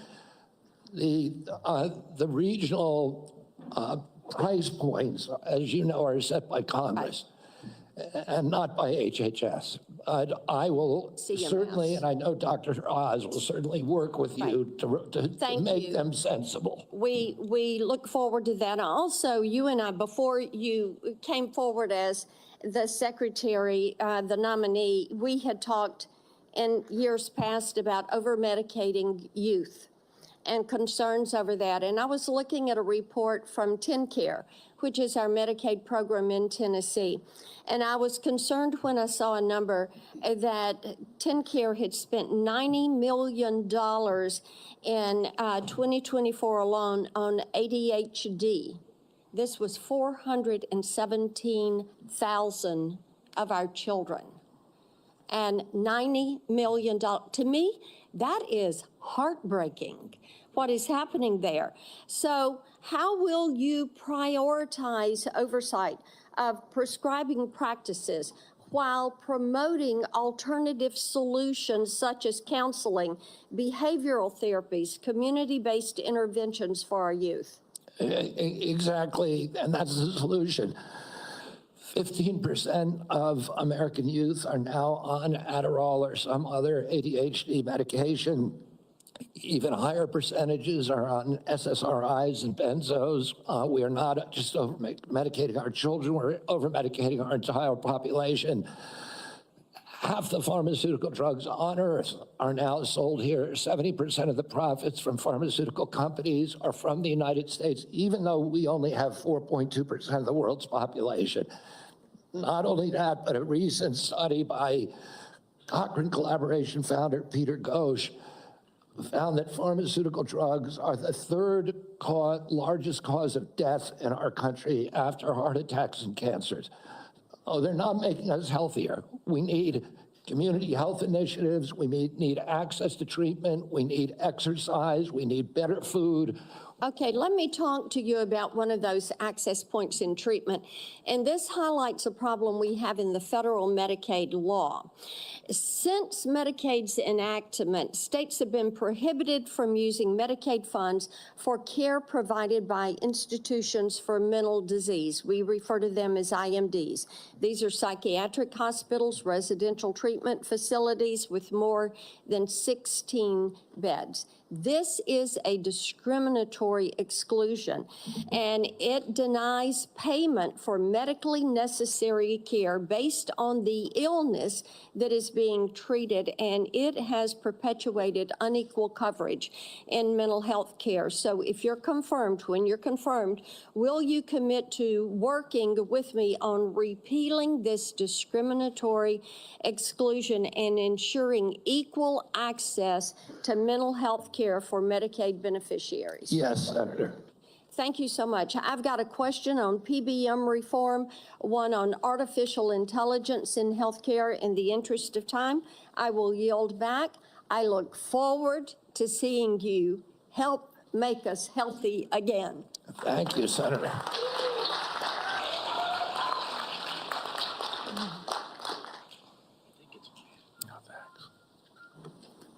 Senator Lujan. What? No, you're next. I'm next. Excuse me, just, I made a mistake. It's Senator Cantwell. Thank you so much. Thank you, Mr. Chairman, and just congratulations on your nomination, Mr. Kennedy. And I've been absent only because I've been in another hearing with the nominee to be the Commerce Secretary. So I will review everything that you've said today and look at that diligently. But one of the things that I wanted to discuss with you is I represent a very big innovation state. And innovation in healthcare specifically. Innovation like NIH funding to the Fred Hutch Cancer Center that helped develop the HPV vaccine, which has the potential to eliminate over 95% of cervical cancer. NIH also funds a lot of jobs and grants, nearly 11,000 people in the state of Washington and over $1.2 billion worth of grants. So while I agree with you on healthy foods, I definitely am troubled by the medical research side of innovation and some of the things that you have said. In fact, this issue about laying off 600 employees at NIH, or giving the fact that, to quote, give infectious disease a break for 8 years. So we've had a chance to talk about this a little bit, but the most striking example of this is when COVID hit. And we were the first in the nation. We had the first case, and it really was the fast response by the University of Washington that really helped save lives. So I just want to know that, are you aware of how harmful these issues could be for public health? That public health in and of itself could be affected by these kind of anti-science views? Senator, I have always been a science person, a pro-science person. I believe in evidence-based medicine and gold standard science. When I said, and I've explained this before you came in, that 600 people out of a workforce of 91,000 is pretty typical. Last year alone, President Biden replaced 3,000 people at HHS and 700 at NIH. I want to say this. I said give infectious disease a break because that's been the principal preoccupation. Infectious disease, chronic disease is 92%, accounts for 92% of deaths in this country, and almost nothing is studied at NIH about the etiology of our chronic disease epidemic. But right now, the money is going to infectious disease. But I get your point. It's an interesting point. The problem is we had to respond, and it's actually the Gates Foundation and a flu cohort that figured out what was wrong, and that we had an outbreak of COVID that was going beyond the very first case. And so we had to build a very fast response. So I take this too. The University of Washington has conducted groundbreaking stem cell research on fetal tissue. To me, I know there's probably a lot of people that may not agree with this, but we're making regenerative heart tissue now at the University of Washington. So yes or no, do you commit to protecting stem cell research for scientific agencies if confirmed? I will protect stem cell research. Stem cell research today can be done on umbilical cords, and you don't need fetal tissue. You'll protect the laws that are on the books today and the research that's done. My job is, Senator, to enforce the laws. Okay, So I want to move to PBMs because PBMs are driving up drug prices. And one of the biggest things that we need to do here, I think, in a new administration is get a handle on everything that is driving up prices and lower them. The report found that PBMs generated $1.4 billion from spread pricing. That is where they are able to basically set the price, not reimburse pharmacies, and then pocket the rest. We've had bipartisan legislation in several different committees now to get at this. What do you think the solution is? I think one of the really notable achievements of this panel was the PBM legislation that they put together in a bipartisan way. I haven't met a single senator, well, actually one only, but of the 60-odd senators that I talked to, all of them talked about PBMs and how important it was, and President Trump, during his first administration, pushed through a law pushed a law to give transparency to PBMs. It got overruled during the Biden administration. Luckily, this panel is resuscitating that. President Trump is absolutely committed to fixing the PBMs. My time is running out, so I just want to clarify. You believe that we should pass these laws that now have been proposed in the Senate? I haven't read the entire law, so I don't know, but I think that we need to reform the PBMs. I think we need to get rid of all of these vested interests that are draining money from the system. Okay, somebody suggested, though, that you thought you should convene the PBMs and talk to them about some sort of self-regulation. So I am trying to distinguish between these people who basically are doing illegal activities and ripping off, really, they're creating pharmacy deserts in my state. So I'm asking you whether you believe that we have to legislate in this area. Again, I'm not being evasive. I just don't know exactly what the law says. I met with the PBMs. I met with Pharma. My job is to meet with all the stakeholders. I've been meeting with stakeholders for 40 years. People I was suing, you want to hear from the other side. Well, that doesn't mean I would let the PBMs write their own ticket. I think I support the efforts of this committee to come up with bipartisan legislation. President Trump wants to get the excess profits away from the PBMs and send it back to primary care, to patients in this country, to high-quality health care. I'll ask you for the record, since my time's expired, to look at the legislation that came out of the Commerce Committee that defines the legal activities that they are doing to drive up prices, and get us an answer for the record. Thank you, Mr. Chairman. In principle, I support that legislation. Thank you. And let me just tell you the list as we have to move forward to the ending here. Senator Lujan will be next, followed by Senator Marshall, Senator Warnock, Senator Smith, Senator Young, and Senator Welch. And let me say again, Mr. Chairman, this is a matter of such importance. A number of my colleagues would like a second round, and I think it would be important to offer, say, a modest amount of additional time to get into this on both sides. I know I have some questions, but I want my colleagues to have the opportunity to raise their concerns as well. Well, I've said, as I have indicated to you, Senator Wyden, I'm not going to do a second round. I have been very generous with the senators. I think almost every single senator has had 7 minutes at least.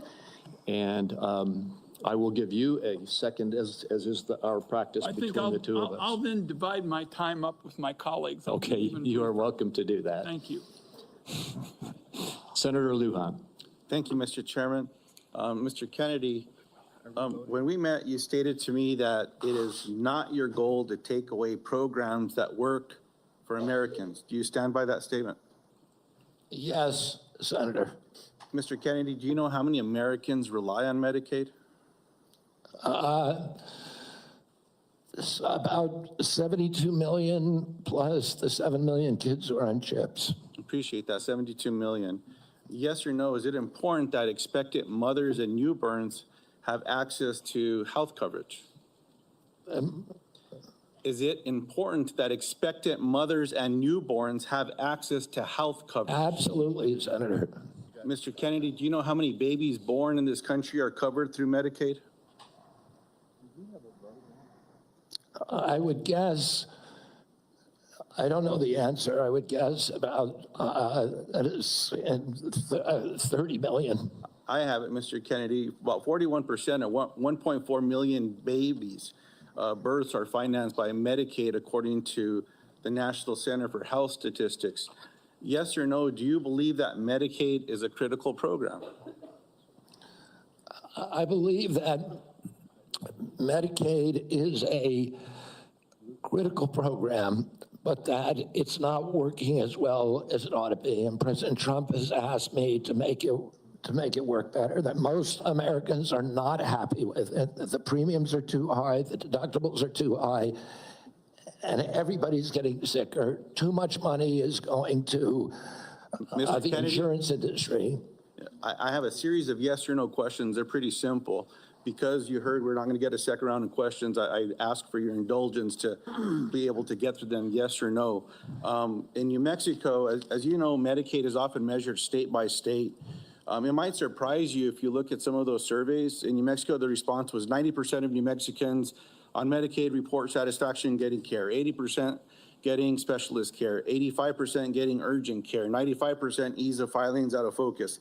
Not to pick on any one of my colleagues, but in Louisiana, 86% of people on Medicaid are satisfied with their interactions. 83% are satisfied getting care. 85% are satisfied getting specialized care. 82% getting urgent care. I can go on state by state, but we don't have the time today. Yes or no, do you support cutting Medicaid or reducing, and especially in an area where you and I spoke about with the federal investment in Medicaid, which is known as FMAP? I'm going to call it a restroom break. President Trump has not told me to that he wants to cut Medicaid. He's told me to make it better.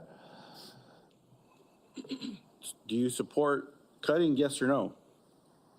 Let me ask you this way, since it's only about President Trump. I support making it better, Senator.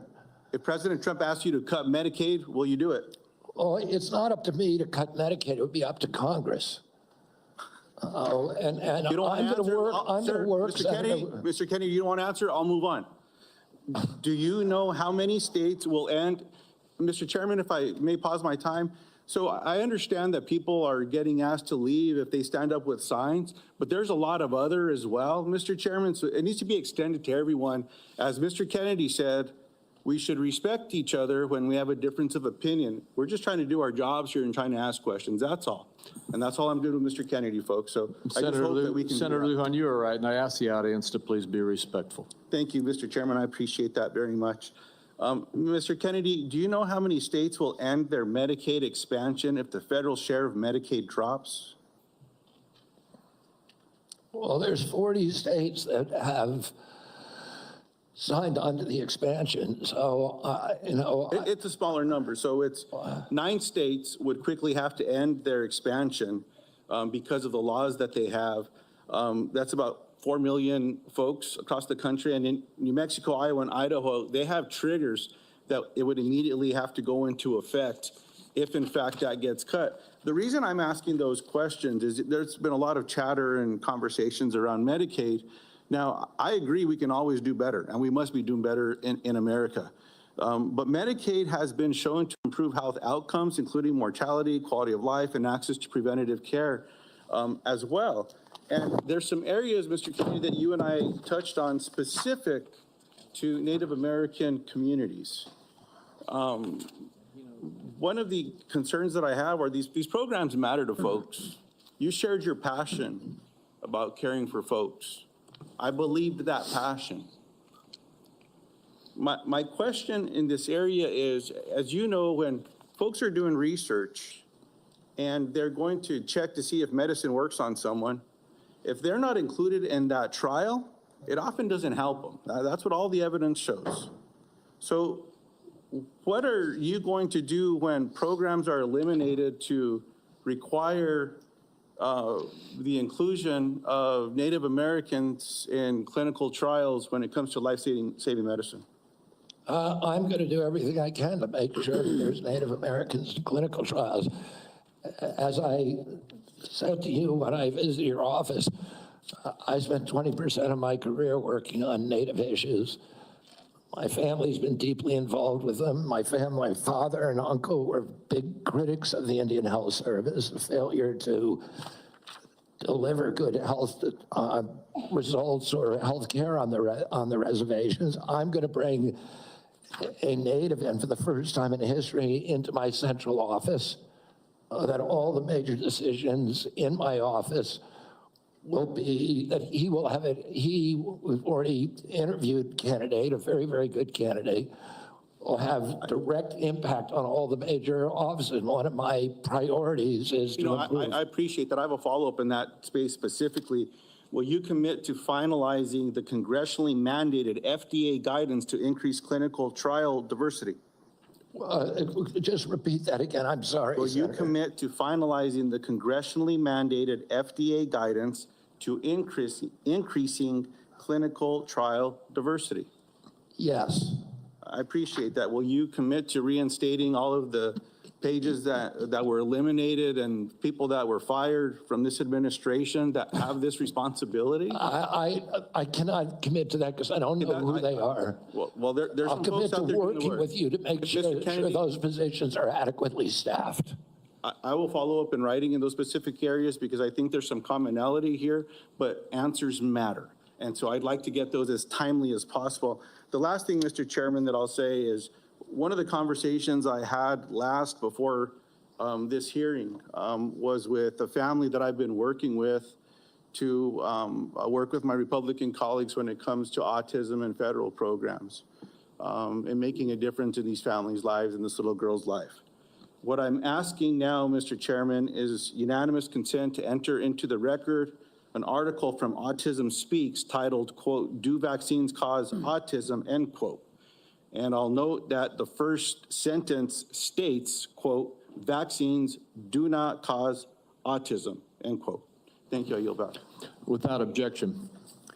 And before we move on, we've had a request from several quarters for a quick restroom break. We will take a 5-minute recess. I'm sorry to those remaining 5 or 6 senators who must wait a few minutes, but we will have a quick break. We will be back as soon as we can.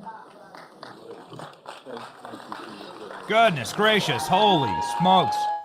He's getting a cheers. Here, let's listen in. Listen to that. Listen to this. Everybody cheering for RFK. For the people.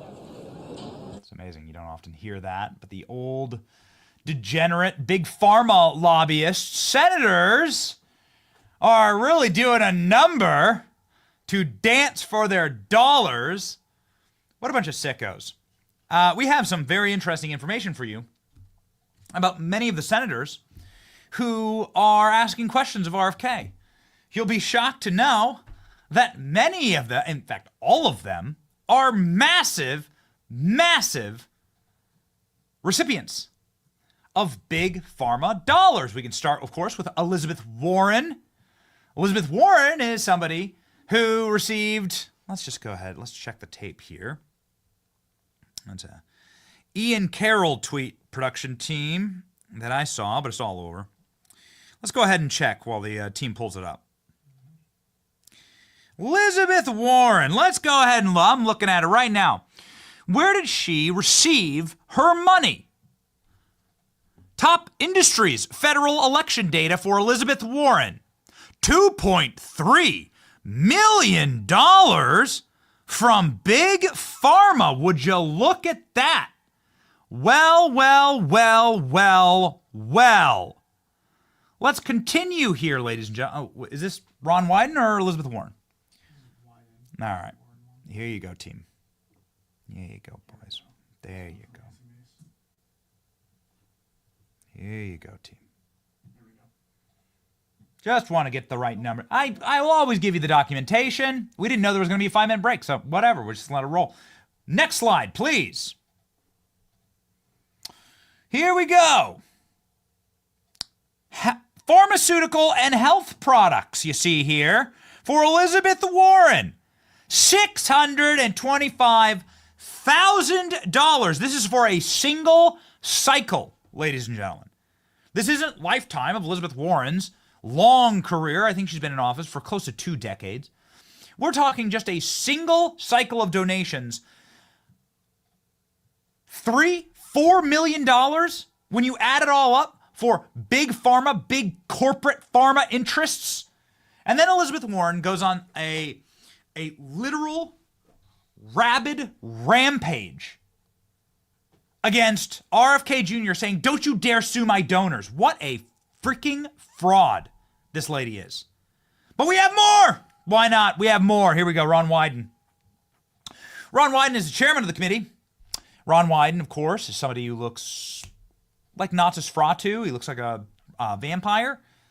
You don't trust anybody when their eyes look black the way that a great white shark's eyes look like black and soulless, ghastly and deathly. Ron Wyden, up from his crypt. Nobody looks more like a actual lizard person in Congress than Ron Wyden. He actually does not look real. He looks much like the Joe Biden sort of wax figurine, Madame Tussauds. It looks like somebody made a creepy wax Halloween prop statue for a horror house of someone named Ron Wyden. But here we go. Here's Ron Wyden's receipts. And please, producers, grab me more. These are all over the internet. Grab me as many as we can. I just want to call these people out. These absolute effing frauds. Ron Wyden, how much? What did he get? Oh, let's see. Financial, insurance, real estate, $3 million. Health. Amazing how they say health. Health has nothing to do with health, ladies and gentlemen. It has to do with protecting corporate interests and keeping Americans as sick as possible, because the more sick Americans there are in beds, the more that these companies make money. It's absolute trafficking in human misery. $1.5 million for one cycle? Like this isn't Lifetime. For one cycle, they're breaking in millions from Big Pharma. Millions. Goodness gracious. Just sickening. This has been a very interesting conversation that has led us all the way to Bernie Sanders screaming about baby onesies. Did you know we'd get there? Okay. Are we back? All right. I have more ranting to do. Okay. All right. RFK's back. Baby onesies. That's what we're talking about. Bernie Sanders talking about the baby onesies. Seriously. They're not serious people.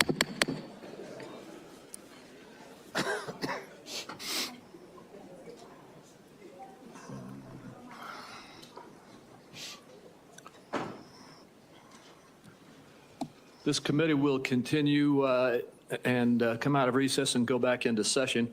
Before we go to you, Senator Marshall, I'd like to just tell everybody the remaining list. Senator Marshall, Senator Warnock, Senator Smith, Senator Young, and Senator Welch.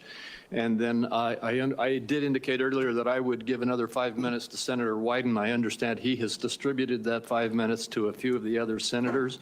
So we will have a few more quick questions, and then we will proceed. And I would like to thank the audience again. I know we had a couple of outbursts earlier, but I want to thank the audience for being respectful and encourage the audience to continue to be respectful as we conclude the hearing. With that, Senator Marshall. Thank you, Chairman. Obesity, diabetes, heart disease. Obesity, diabetes, heart disease account for probably 80% of health challenges in America. You know how many times I heard my friends across the aisle mention any three of those? I don't know if we've lost the forest for the trees here. Vaccine is a critical issue. I understand that. I don't see how Mr. Kennedy's position could be any more clear that he's going to support the vaccines, he's going to support the science and empowerment to parents and their doctors to make these choices. 60% of Americans have a chronic disease, that there's an epidemic of chronic diseases across the country. And this Make America Healthy Again movement is palpable to me. It started on the campaign trail in 2020 when moms I'd never met, that never involved in the political process, came up to me and said, look, I want to make these choices about my children with my doctor, not the federal government. That it's a very real thing. Moms, dads, grandparents across the country grab me and say, look, why do 20% of our children now, why are they on a prescription drug? So, Mr. Kennedy, What is your prescription to help make America healthy again? What's your vision? What does that look like to you? Thank you, Senator Marshall. We're having epidemics of all these chronic illnesses, autoimmune diseases, neurological diseases, allergic diseases, obesity. When my uncle was president, 3% of Americans were obese. Today, 74% of Americans are obese or overweight. No other country has anything like this. In Japan, the obesity rate is still 3%. And epidemics are not caused by genes. Genes may provide the vulnerability, but you need an environmental toxin. Something is poisoning the American people. And we know that the primary culprits are changing food supply, the switch to highly chemical intensive processed foods. We have 10,000 ingredients in our country, in our foods. The Europeans have only 400. If you buy McDonald's French fries in our country, there's 11 ingredients, my understanding. In Europe, there's only 3. If you buy Fruit Loops in our country, they're loaded with food dyes, with yellow dye, red dye, blue dye, and many other ingredients. The same company makes the same product with different ingredients for Canada and Europe. And at age, we don't have good science on all these things. And that is deliberate. That's a deliberate choice not to study the things that are truly making us sick, that are not only contributing to chronic disease, but to mortalities from infectious disease. We need to get a handle on this, because if we don't, it's an existential threat. Our country is not going to be destroyed because we get the marginal tax rate wrong, or because we get one of these culture war issues that we've been talking about today wrong. It's going to be destroyed if we continue down this trajectory of chronic disease. We need to fix our food supply, and that's the number one. Thank you, Mr. Kennedy. Certainly, I share your concern with ultra-processed foods. On the other end of this food chain are my farmers and ranchers back home. Would you just take a second and share your compassion, how you feel about farmers and ranchers, that they respond to the market? They don't dictate the market. They grow what the market is wanting them to grow. And Senator Hawley told me the other day that his brother-in-laws are all farmers. And he said 4 out of every 5 of his brother-in-laws has Parkinson's disease. And that kind of cluster we're seeing across farm country of cancers, autoimmune diseases, obesity, et cetera. And we can now not export American food to Europe because the Europeans won't take our food. That's not good for farmers. We're also destroying our soil because some of the chemicals that farmers use destroy the microbiome. And that causes the erosion of the soil. You can't get water infiltration. Water pools up and it washes the soil off. Agronomists now estimate that we only have, if we continue doing these processes, only 60 harvests left before our soil is gone. Farmers are using seeds and chemicals that are, over the long term, are costing them and us. And what we need to do is we need to support the farmers. We need the farmers as partners if we're going to make them work. And I don't want a single farmer to go out of business under our watch. I don't regulate farms. If I'm privileged to be confirmed, I'm not regulating farms. That's under USDA. But I want to partner with all of my decisions with USDA and with the farm community to make sure that we don't lose more farmers in this country, but that we also transition. We offer and incentivize transitions to regenerative agriculture, to no-till agriculture, and to less chemically intensive. And by the way, I've also met with the chemical industry and the fertilizer and herbicide companies, and they want to do the same thing. Oh, and I think we're on the trajectory to do that, and we need to incentivize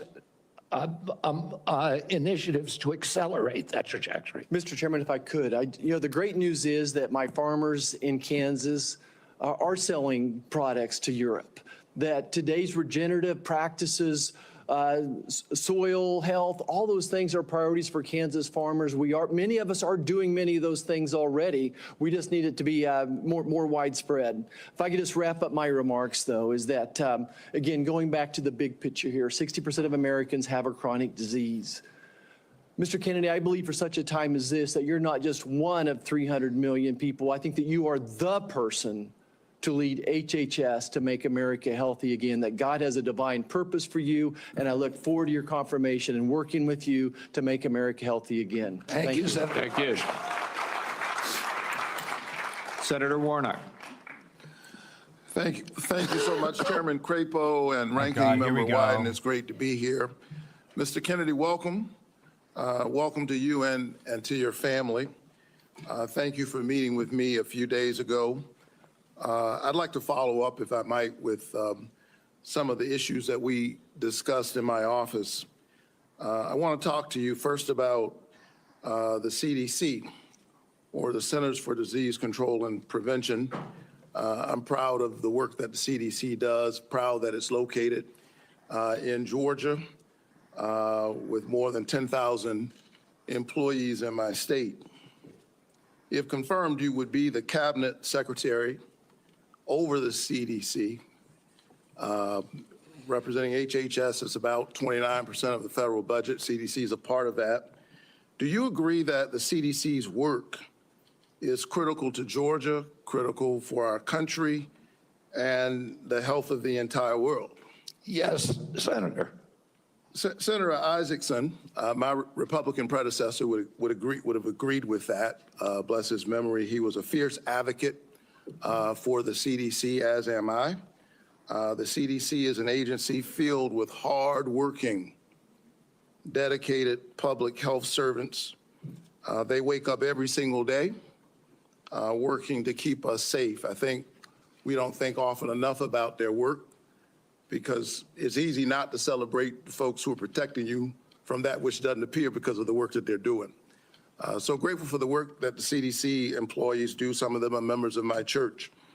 I saw that deep commitment firsthand when I visited the CDC just last summer. Mr. Kennedy, you have compared the CDC's work to Nazi death camps. You've compared it to sexual abusers in the Catholic Church. You've also said that many of them belong, this is a direct quote, many of them belong in jail. For me, those are disturbing characterizations of the CDC workers that I know who are trying to keep the American public safe every single day. And as you are presented as the nominee for this position, I need to know, do you stand by those statements that you made in the past, or do you retract those previous statements? Senator, I don't believe that I ever compared the CDC to Nazi death camps. I support the CDC. My job is not to dismantle or harm the CDC. My job is to empower the scientists, if I'm privileged to be confirmed. So you retract those statements? I'm not retracting it. I never said it. Well, actually, I have a transcript of me saying that it's a Nazi death camp. Let me read your words. It says that the institution CDC and the vaccine program, is your description of their work, is more important than the children that it's supposed to protect. And you know, it's the same reason we had a pedophile scandal in the Catholic Church. It's because people were able to convince themselves that the institution of the church was more important than these little boys and girls who were being raped. That's pretty provocative language. You said in another statement to me, this is like Nazi death camp. I mean, let me finish. I'm just reading your words. I mean, what happened to these kids? 1 in 31 boys in this country, their minds are being robbed from them. Yeah, I was not comparing the CDC to Nazi death camps. I was comparing the injury rate to our children to other atrocities. And I wouldn't compare of course, the CDC to Nazi death camps to the extent that any statement that I made has been interpreted that way. Yeah, I don't agree with that. In 2003, the United States Congress Government Oversight Committee ended an over a year investigation of the CDC and used almost that same language. They said that the CDC, just one division, one branch, the Immunization Safety Office, had put institutional self-interest and pharmaceutical profits ahead of the welfare and the health of American children. So that was a conclusion by Congress. And I repeated that. I'm asking you because you're the nominee for HHS. It sounds like you stand by those statements. Senator, my objective is to support the CDC. There's nothing I'm going to do that is going to harm CDC. I want to make sure that our science is gold standard science, so that it's free from that same Government Oversight Investigation Committee found that the panels, the ACIP panel within CDC, I think 97% of the people on it had conflicts. I don't believe that that's right. I think we need to end those conflicts and make sure that scientists are doing unobstructed science. So I want to enter this statement, by the way, into the record without objection. Without objection. Last week, the White House gagged HHS and the CDC, preventing them from communicating all important public health information to anyone, including all of our allies, including our allies in the United States and global disease prevention. Can you just answer yes or no, because I'm running out of time? Do you agree with that action? I was not consulted on it, but that's pretty much standard operating procedure for incoming administration. So you agree with the action that gagged HHS and CDC from communicating important public health information to the public? That directive made sure that no public health, that only non-essential travel and mass communications were temporarily suspended pending the confirmation of a new HHS secretary. This is standard operating procedure for every administration. I get it. I don't think what we've seen over the last several days is standard operation for new administration. I think we're seeing some unprecedented actions, but you agree with it. Last night, members of the CDC, along with other federal employees, were actually invited to resign, these buyouts. And I got text messages and folks I know work from the CDC, for the CDC, that do this important work, who got that note. And it's really important because my experience is that when you send out that kind of note, the folks who resign are the folks who you least likely want to see resign. They got other options. They're gifted folks. They got a lot of expertise. They have options.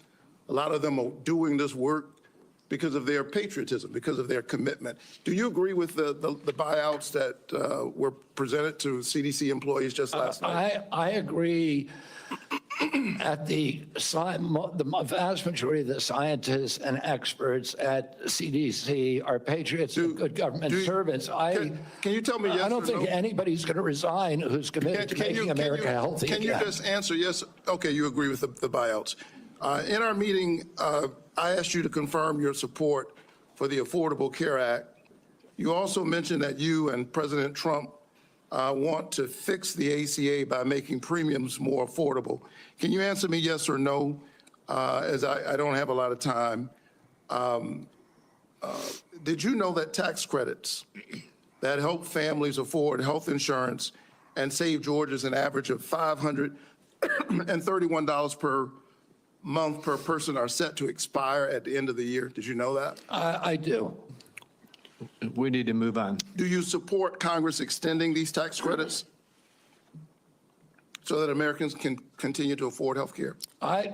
Congress has to make its own decisions about that. My instructions from President Trump. Mr. Chairman, you're saying I'm running out of time, but I'm having a lot of trouble getting the witness to answer yes or no to a yes or no question. Well, and I've got one more question. You're almost at 9 minutes. Sir. Well, I need him to answer yes or no. Yes or no? Do you I'm not going support- to answer yes or no to a question that's not susceptible to an honest yes or no answer. Yeah, I can't We get an need to answer. move on.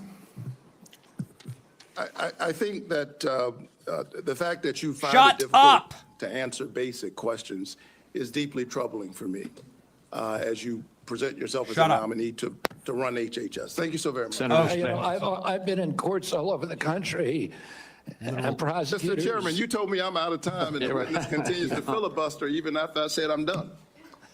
Low IQ. Senator Smith. Literal, Mr. Chair, thank you, Mr. Chair and Ranking Literally Member, and the dumbest welcome, senator. Mr. Kennedy. Mazie Hirono level. So, Mr. Kennedy, stupid. I don't have a question for you on abortion.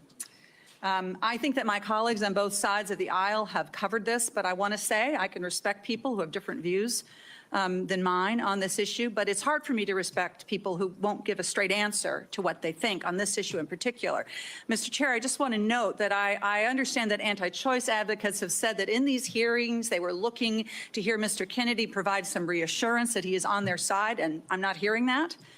And I think most Americans are looking for some hint that the decisions that people make about abortion should be personal and private, and they should be free to make those decisions without government interference, and I'm not hearing that either. To make it worse, the answers that you have given tell me that the Trump administration is more than willing to restrict or even ban medication abortion without a single act of Congress, and even in states where abortion is legal. And what is clear to me is that you and President Trump are dangerous to women's access to mifepristone. So having said that, I want to move to a different topic. Mr. Kennedy, I appreciate Senator Cornyn's questions about mental and behavioral health, something that I care a lot about. I know that you and your family have had personal experience with mental health challenges, as have I. And I agree that the mental health crisis in this country is a crisis.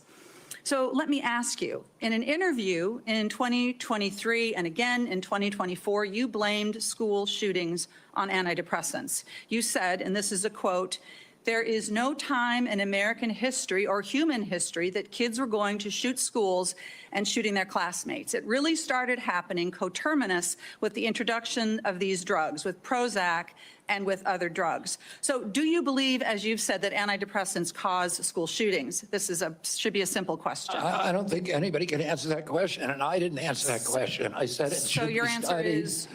I said it should be studied along with other potential culprits like So they may cause. social media. But I don't know. I would never make, because there's no science on that, Well, Senator. there is, Senator, there is, Mr. Kennedy. Thank you for the promotion. The science shows that there is no link between school shootings and antidepressants. And in fact, most school shooters were not even treated with antidepressants. And of those that were, there was no evidence of association. You know, I don't think you my can question say that, is, Senator, because HIPAA rules, nobody knows. well, that is, Mr. Kennedy, do you think that people who take antidepressants are dangerous? I think, listen, I'm not going into HHS if I'm privileged to be confirmed with any.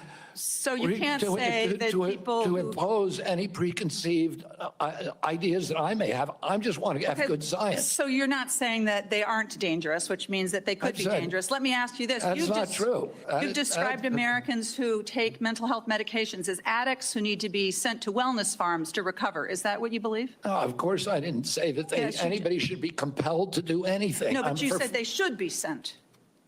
I said they should be available to them. You I said didn't that- say they should be sent. You said that folks Kicking and that take screaming. antidepressants are like addicts.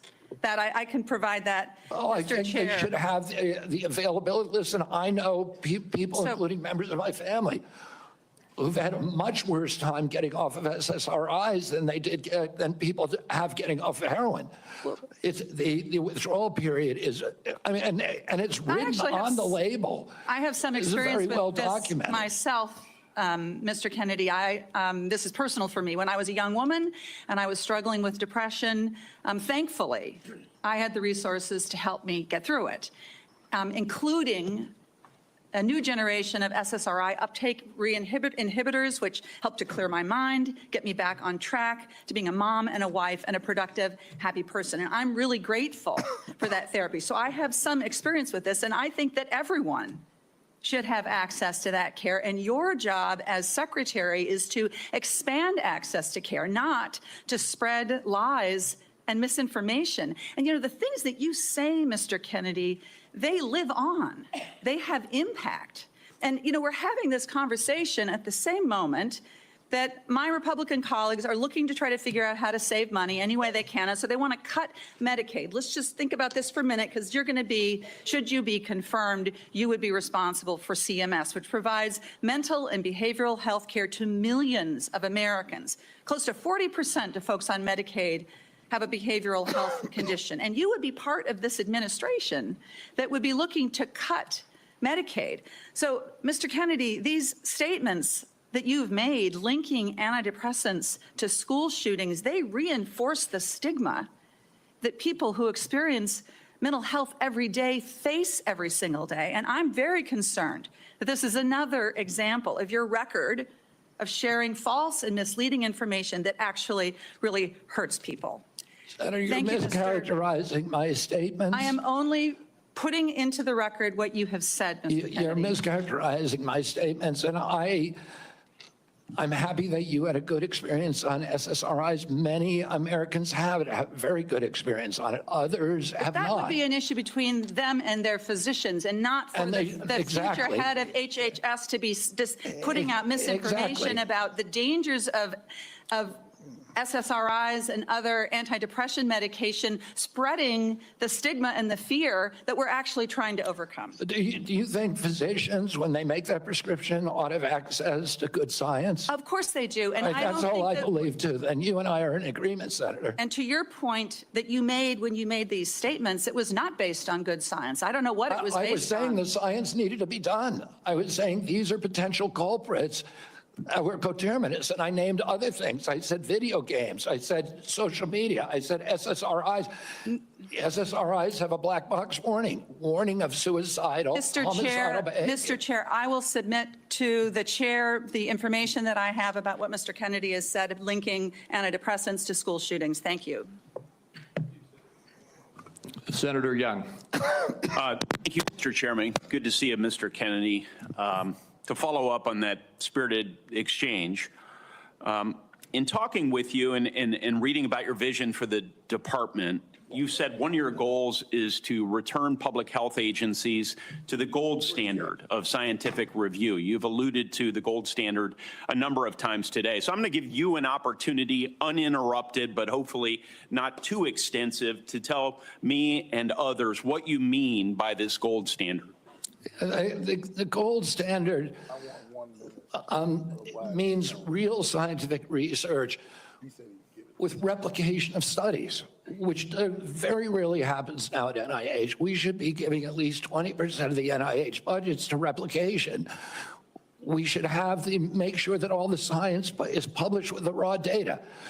We should make sure that the peer reviews are also published. And I'll give you a quick example. 20 years ago, NIH scientists did a study on Alzheimer's, which they said it was caused by amyloid plaque. After that, NIH shut down studies of any other hypothesis. 20 years later, we now know that those studies were fraudulent. NIH has funded 800 studies on a fraudulent hypothesis. And we've lost 20 years in figuring out how to a cure for Alzheimer's. And that's just one example. I could give you hundreds. We need to end that. We need to end the old boy system. We need to have replicatable science and be completely transparent about raw data. Thank you, sir.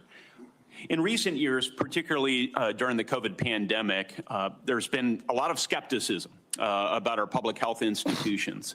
Some of this, I would say, is warranted, but it's now created a pervasive lack of trust from the public that these institutions are acting in bad faith or failing to act in objective criteria, failing, in short, to act in the best interests of the public.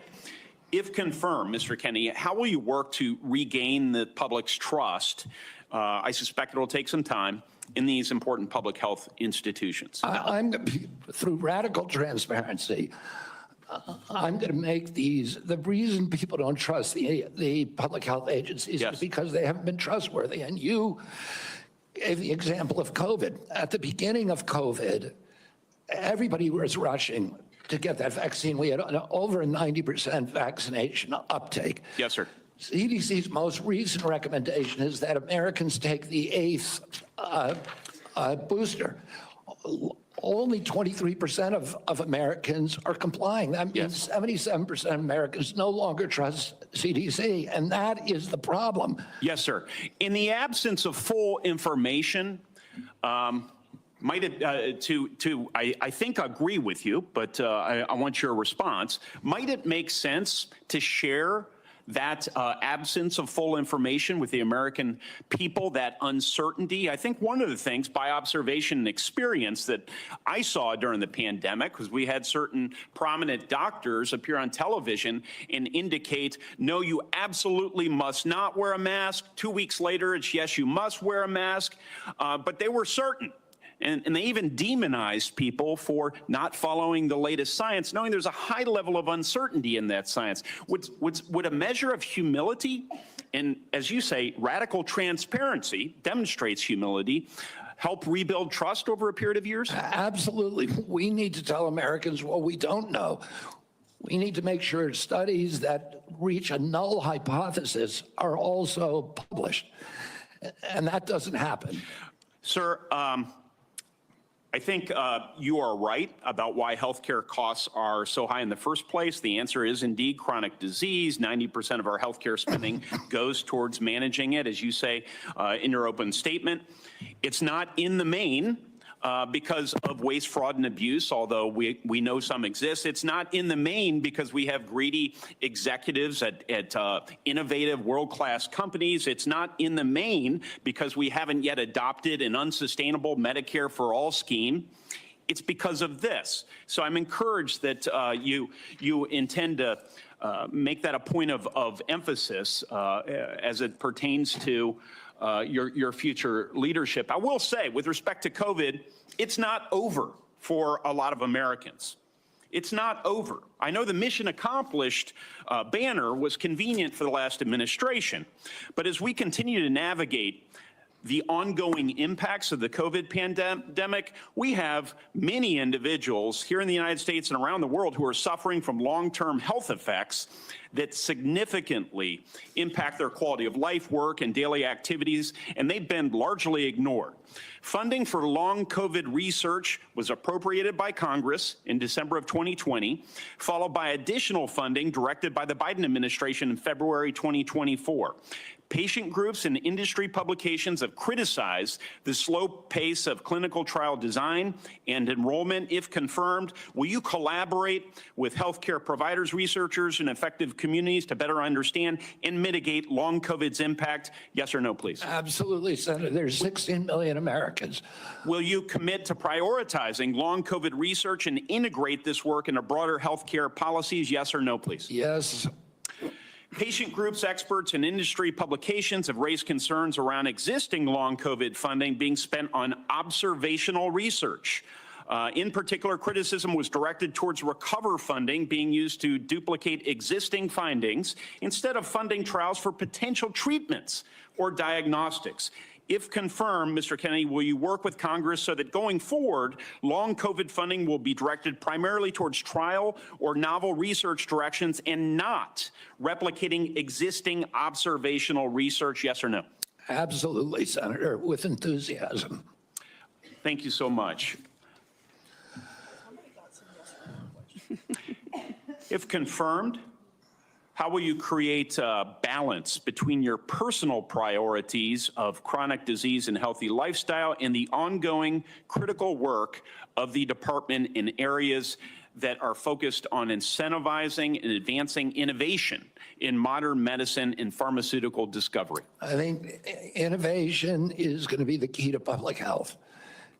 And we have a unique opportunity now in history because of AI, because of telemedicine, and because of the quality of people that are now coming to HHS to actually save public health, but it's all going to rely on innovation. And I don't want to do anything that inhibits or impairs the pace of innovation. That's encouraging. From approving AI algorithms to determining Medicare coverage, we certainly need more innovation, and we need good people in the department to assist with that effort. So I'll follow up with a question about how you're going to attract and retain good people. Thank you, Chairman. Sorry to shut you down a little faster than I did the others, Senator. We are up against a vote deadline here, and we have one more senator who gets his full time. I hope you'll keep it as close to 5 minutes as you can, Senator Welch. And then I've promised Senator Wyden, 5 more minutes? To be divided 1 minute with my colleagues getting 1 minute. And then if we can do that, we can get over to vote before they call the vote on the floor. Thank you very much. Thank you, Mr. Kennedy. And as you know, I'm have great reverence for your family from Massachusetts. When I got out of college, I was in the first class of Robert Kennedy Fellows, the memorial created by your family to honor the service of your father. I do community organizing in the west side of Chicago. And I certainly admire your energy in your effort here and desire to serve. You know, there's a couple of things that are really important here. This is not just about a debate on vaccines. It's a debate about the qualifications, experience, and priorities as to the person that will head Health and Human Services. And it's not just about what your answers are today or what the questions are. It obviously has a lot to do with your whole record and your whole history. You know, your sister in her letter, or pardon me, your cousin in her letter said, you've always been charismatic, able to attract others through the strength of your personality, willingness to take risk and break rules. That's, I guess, an attribute, but it can be a danger. The question I fundamentally have is whether your willingness to disrupt and maybe break rules is going to be dangerous and destructive.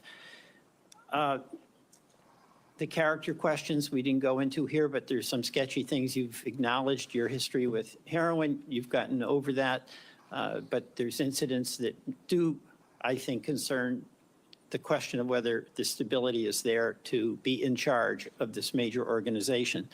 And that's compounded by my concern that you don't have any experience managing a large organization, that you don't have any experience in government.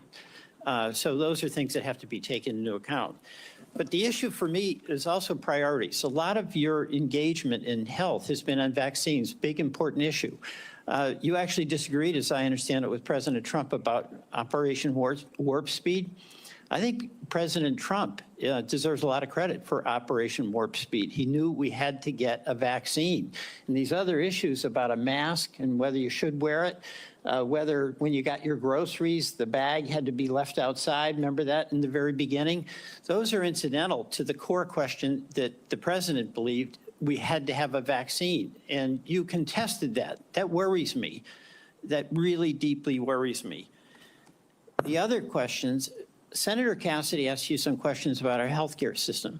I happen to believe that our healthcare system is profoundly broken. And it's not just about the chronic illnesses. That's about our diet, that's about our exercise. But we are getting premium increases in Vermont of 20% a year, 25% a year. And it's busting the bank for taxpayers, it's busting the bank for our wonderful Vermont employers who care about having health insurance that they can provide to their employees. Senator Cassidy asked you a couple of questions about how you would reform Medicaid, and I didn't hear an answer. You mentioned that you thought Medicare Advantage was good. You have a good plan. No focus on what an incredible ripoff was reported in the Wall Street Journal by United Healthcare, which was marketing Medicare Advantage and then paying doctors and nurses where they had assignments essentially to diagnose illnesses that didn't exist. So they made billions and billions of dollars. And I've seen nothing coming out of the Trump administration, and I've seen nothing coming out of your advocacy that is going after what is a rampant abuse by the insurance companies and overcharging people and not doing the job. And by the way, the United Healthcare people, when they did that, they overdiagnosed. When the person really got sick, they dumped them. They dumped them. Go to the nursing home on your own. That's a broken healthcare system. We spend the most and get the least. And I think there should be collective anger about this on both sides, because all of our people are dependent on that healthcare system. And you're going to be working for a president who's on a lawless rampage right now, okay? He has done something reckless with the pardons to these cop beaters. I'm appalled by that. But that's just reckless. That's not illegal. He's impounded money. So right now, the Medicaid website went down.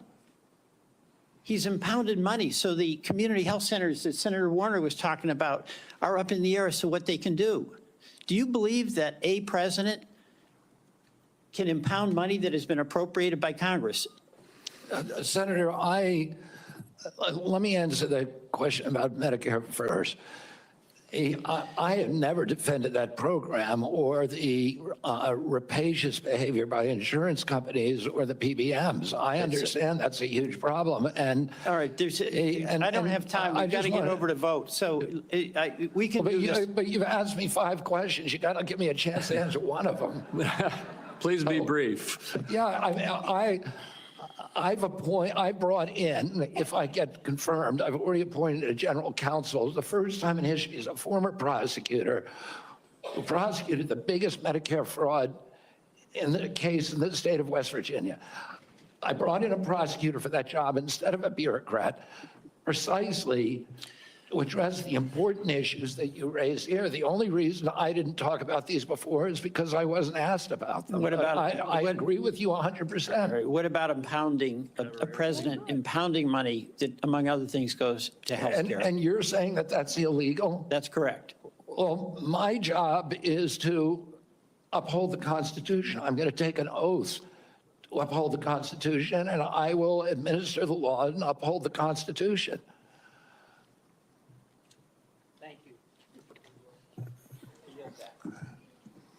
Mr. Chairman, I believe under what we've discussed, I control 5 minutes. I'm going to take 1 and give 1 to each of my 4 colleagues that remain. All right, and I would just say this vote, they're going to call it in about 8 minutes. Thank you. Okay. We have very little time. 2 hours ago, colleagues, I asked Mr. Kennedy to reconcile his many anti-vaccine statements with his handful of pro-vaccine statements. Instead, he gave us a word salad and ducked the issue. The same was true, Mr. Kennedy, with respect to measles, where you wrote a book playing down the threat of measles, even though American families are very concerned about it, and apparently families are still mourning in Samoa.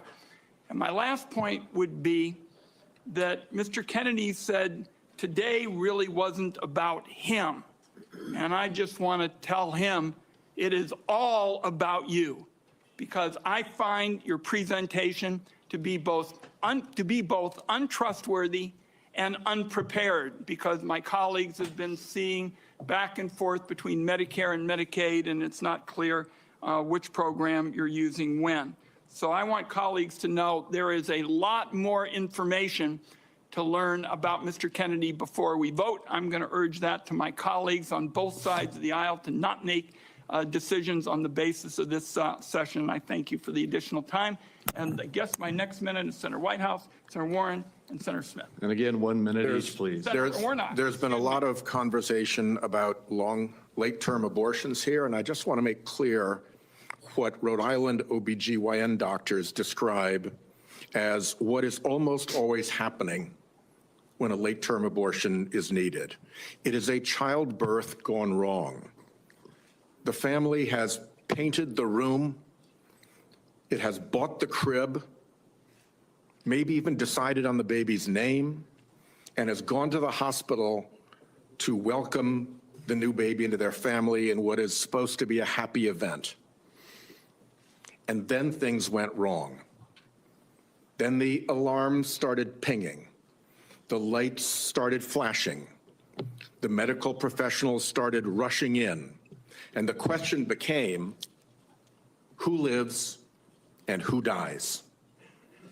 The mom's life is often at risk, and she may have other children she needs to care for. The baby's life may be at risk, and one or both may die. In that environment, the doctors and the family own that decision. Government has no place in that room at that point.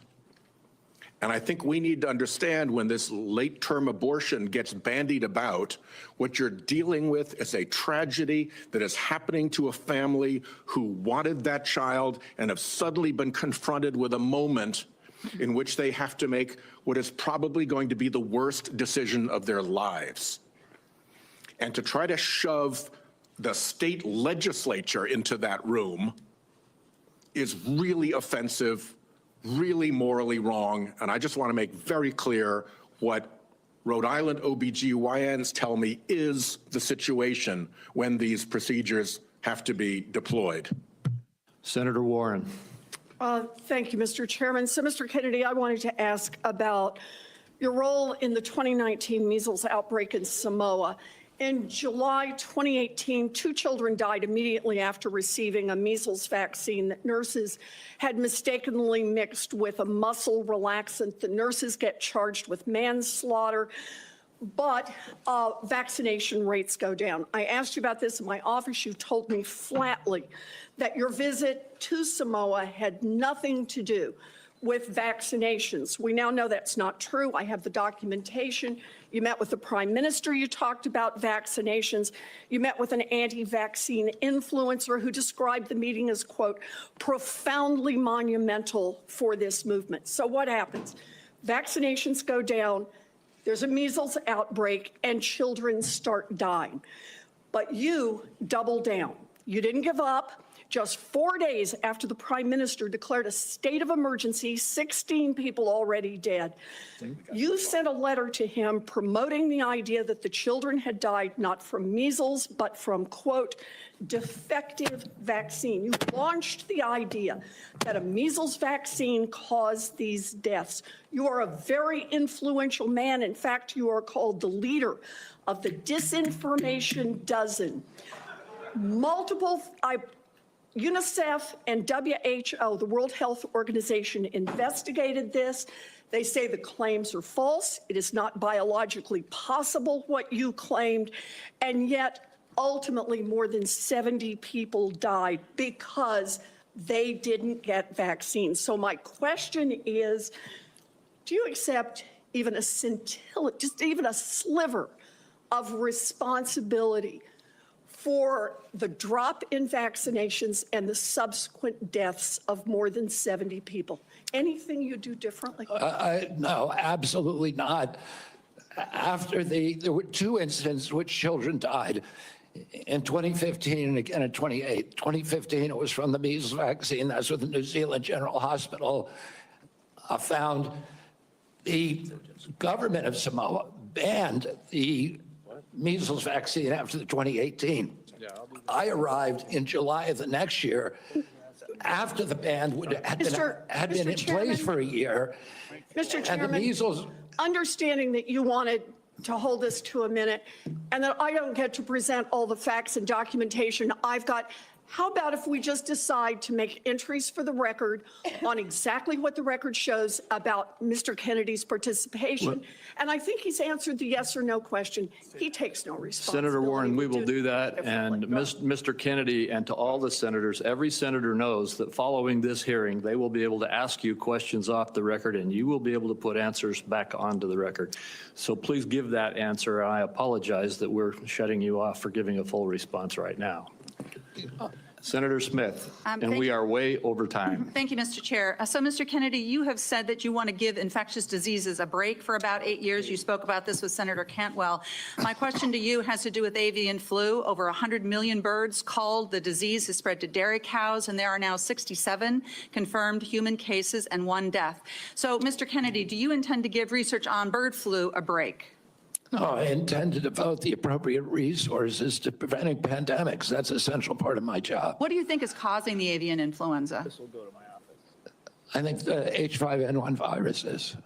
So that's good to hear, because in a recent book, I will submit this for the record because we don't have that much time, Mr. Kennedy has questioned the scientific basis for germs causing disease and the power of vaccines and antibiotics. I've never cure questioned disease. that, Senator. Well, I will submit that for the record.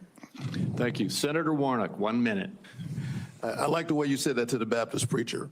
Thank you so much, Mr. Kennedy. Based on our conversations, it's my understanding that you support work requirements in Medicaid. In 2020, President Trump approved a proposal from Georgia state leaders requiring Georgians to jump through a number of onerous bureaucratic hoops and fill out even more paperwork to verify work and get access to health care. I ask this as someone who represents a state that has not expanded Medicaid. The federal government, because of this waiver, spent $70 million on Georgia's Medicaid waiver. 82% of that went to administrative costs. The point that I'm making is that the folks that they're insisting need to work, 90% of those folks are working, they are caregivers, or they have a disability. Let me give you one example. A woman I think of all the time, her name is Heather. She's a traveling nurse from Dalton, Georgia, who falls into the Medicaid coverage gap. Heather experienced a series of small strokes, leaving her unable to work full-time. She's dedicated her life to caring for patients, but now she can't afford her own medical care, out-of-pocket costs, because she doesn't make enough to qualify for tax credits to buy private insurance. What does Heather need? Does she need work requirements, or does she need access to health care so she can finally get healthy and get back to work? The individual that you described would need health care and not a work requirement. Thank you. Thank you. Thank you. Thank you. And we are done with the questioning now. Mr. Kennedy, I apologize to you, to the audience, and to all of my colleagues to have to rush it here at the end, but we have a vote on the Senate floor that they're going to close in about 3 minutes. I want to thank you for appearing before this committee. You have been accessible to the members and staff on both sides of the aisle of the Finance Committee throughout a rigorous process, and I want the whole world to know that you spent hours in meetings answering questions outside of this hearing and providing documents and responses on issue after issue after issue. You've gone through the most thorough vetting process that any committee in this Congress puts anybody through, and I think that you have come through well and deserve to be confirmed.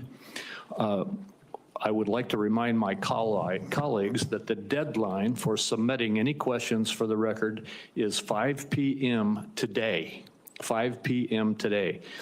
And Mr. Kennedy, we ask that you respond to those questions as quickly as you possibly can. With that, I'm going to leave you in this room and run over to vote. This hearing will be adjourned. I still encourage the audience to be polite and respectful no matter what side of the issues you may be on.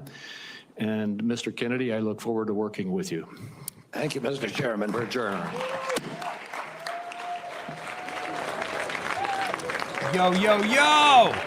There we go! Mr. Kennedy goes to Washington. Listen to those cheers, the Maha moms are happy with that. Shaking the hand of the great Senator Ron Wyden. Sorry, not Ron Wyden, Ron Johnson. It just happens when you're live for 4 hours. Ron Johnson, not Ron Wyden. Ron Wyden is the vampire. Ladies and gentlemen, we've got to speed quickly through all of this. There's too much going on for a total wrap up. You can go ahead and check our X account if you want to see all of the play-by-plays. But I will show you what is the most important in all of this, which is, of course, the memes that have been created, some of them created by us. Ladies and gentlemen, this screenshot now going thermonuclear viral all across the internet, captured by our team because we are, well, the absolute most psychotically obsessed with catching these moments, and President Trump is going to be signing executive orders live. We want to give our studio a second to cool down and get ready for that. And so I want to just tell you right now that RFK Jr. is going to be confirmed. I'm texting with multiple senators right now. RFK Jr. will be confirmed. It might be close, but RFK Jr. will be confirmed. And they can't help themselves. They keep doing the meme.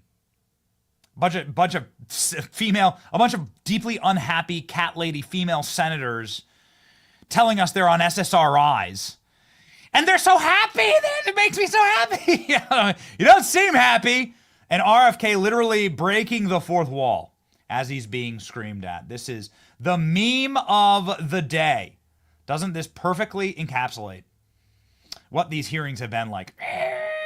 What is this? I couldn't even do that if I tried. Could you imagine if this was a face you made on camera and you let them actually broadcast it? How do you even do that? It's not a straight up Cruella de Vil cartoon face. We're expressive, but we don't do. Look at this. Gollum. It's actually Gollum. Somebody showed the Precious to Gollum. Look at it go. The audacity to have that number of black fillings in your mouth and to actually look like a White Walker and to be screaming at RFK about health, defending your big pharma lobbying buddies who pack your bank account so full of dirty pharma money, you absolute corporate fraud.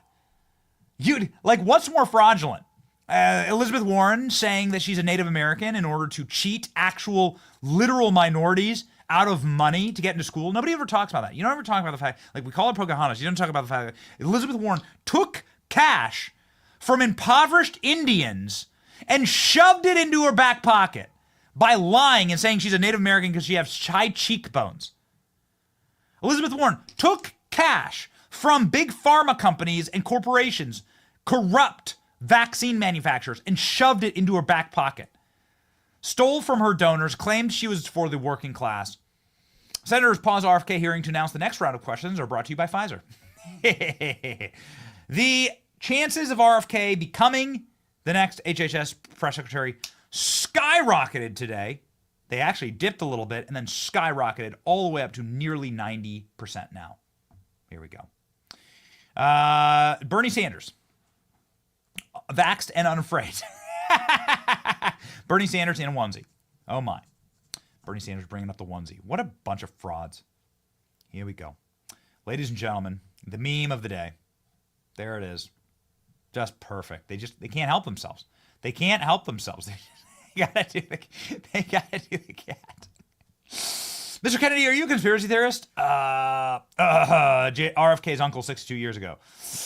RFK intensifies.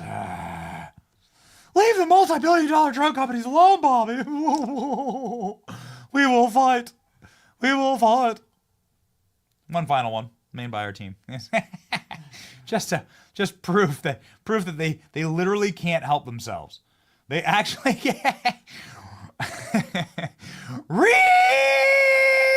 intensifies and just stare at the fourth wall.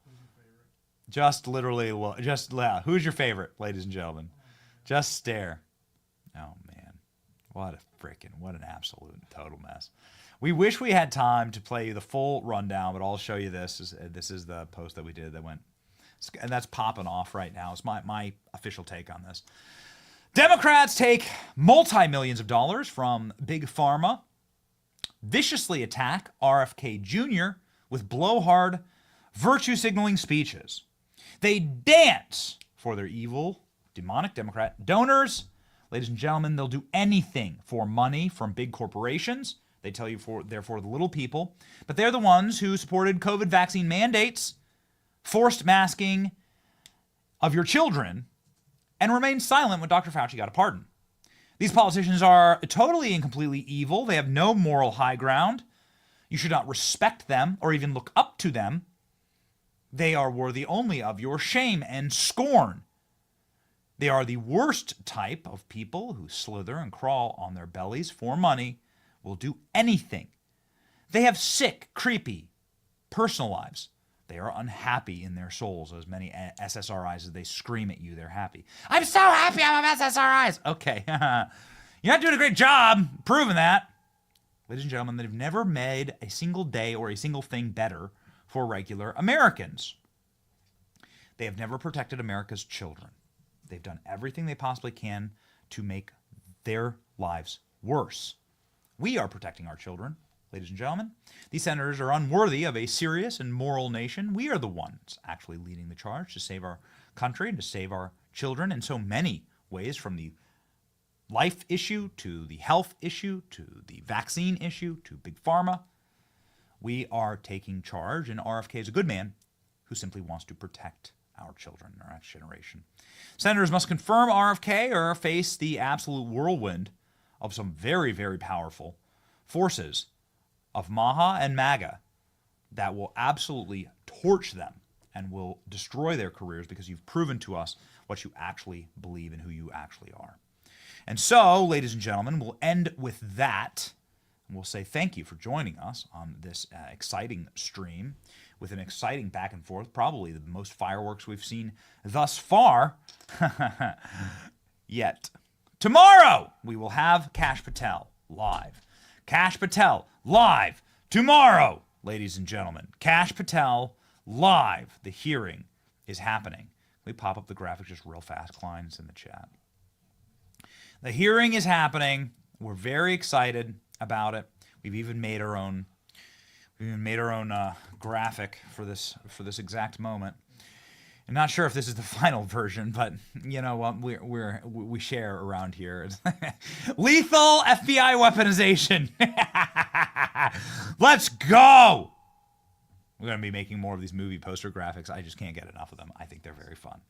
Our verse of the day, ladies and gentlemen. Perfect for today, Isaiah 41:10. Do not fear, for I am with you. Do not be dismayed, for I am God. I will strengthen you and I will help you. I will uphold you with my righteous right hand. Ladies and gentlemen, we played you the clip. It's the most profound thing I've seen in politics in a long time, is RFK saying he prayed on his knees for 20 years that God would put him in a position to save America's children and to end chronic disease. And we are this close.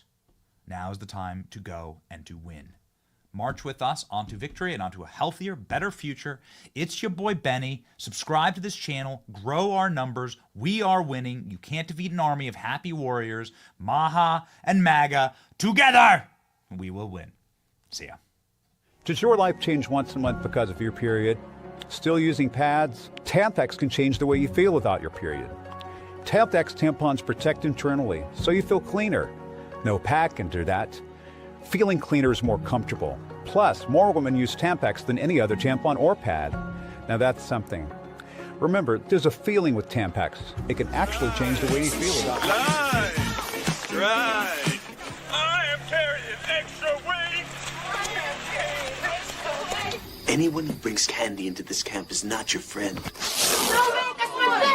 No dinner, no lunch, no breakfast. Looks like my man's packing. Who would like to own up to this treasure trove? My grandma runs faster than you, and she's only got one leg. Oh, look! A deli meat. I eat success for breakfast. With skim milk. You disgust me. Well, congratulations. You just joined the 76% of Americans who forget to stretch before physical activity.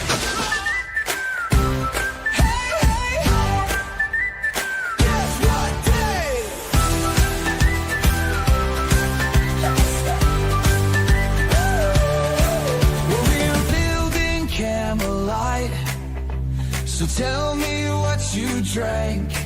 I hope it's something healthy as General Millie walks the plank. Guess what? Guess what? Everything will be okay. Guess what day what day it is? It's hump day. Get it on. Hump day. Woo-hoo!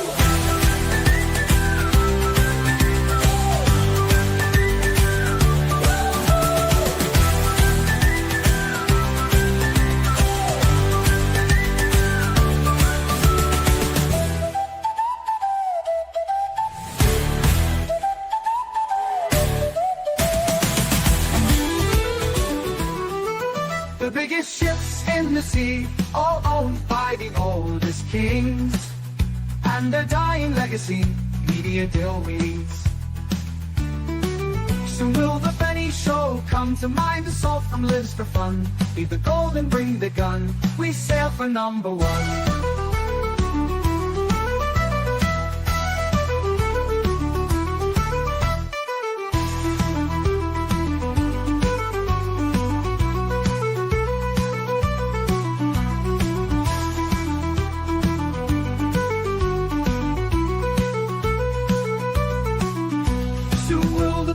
Show come to mind. The salt from lives for fun. Leave the gold and bring the gun. We sail for #1. The biggest ships in the sea, all owned by the oldest king.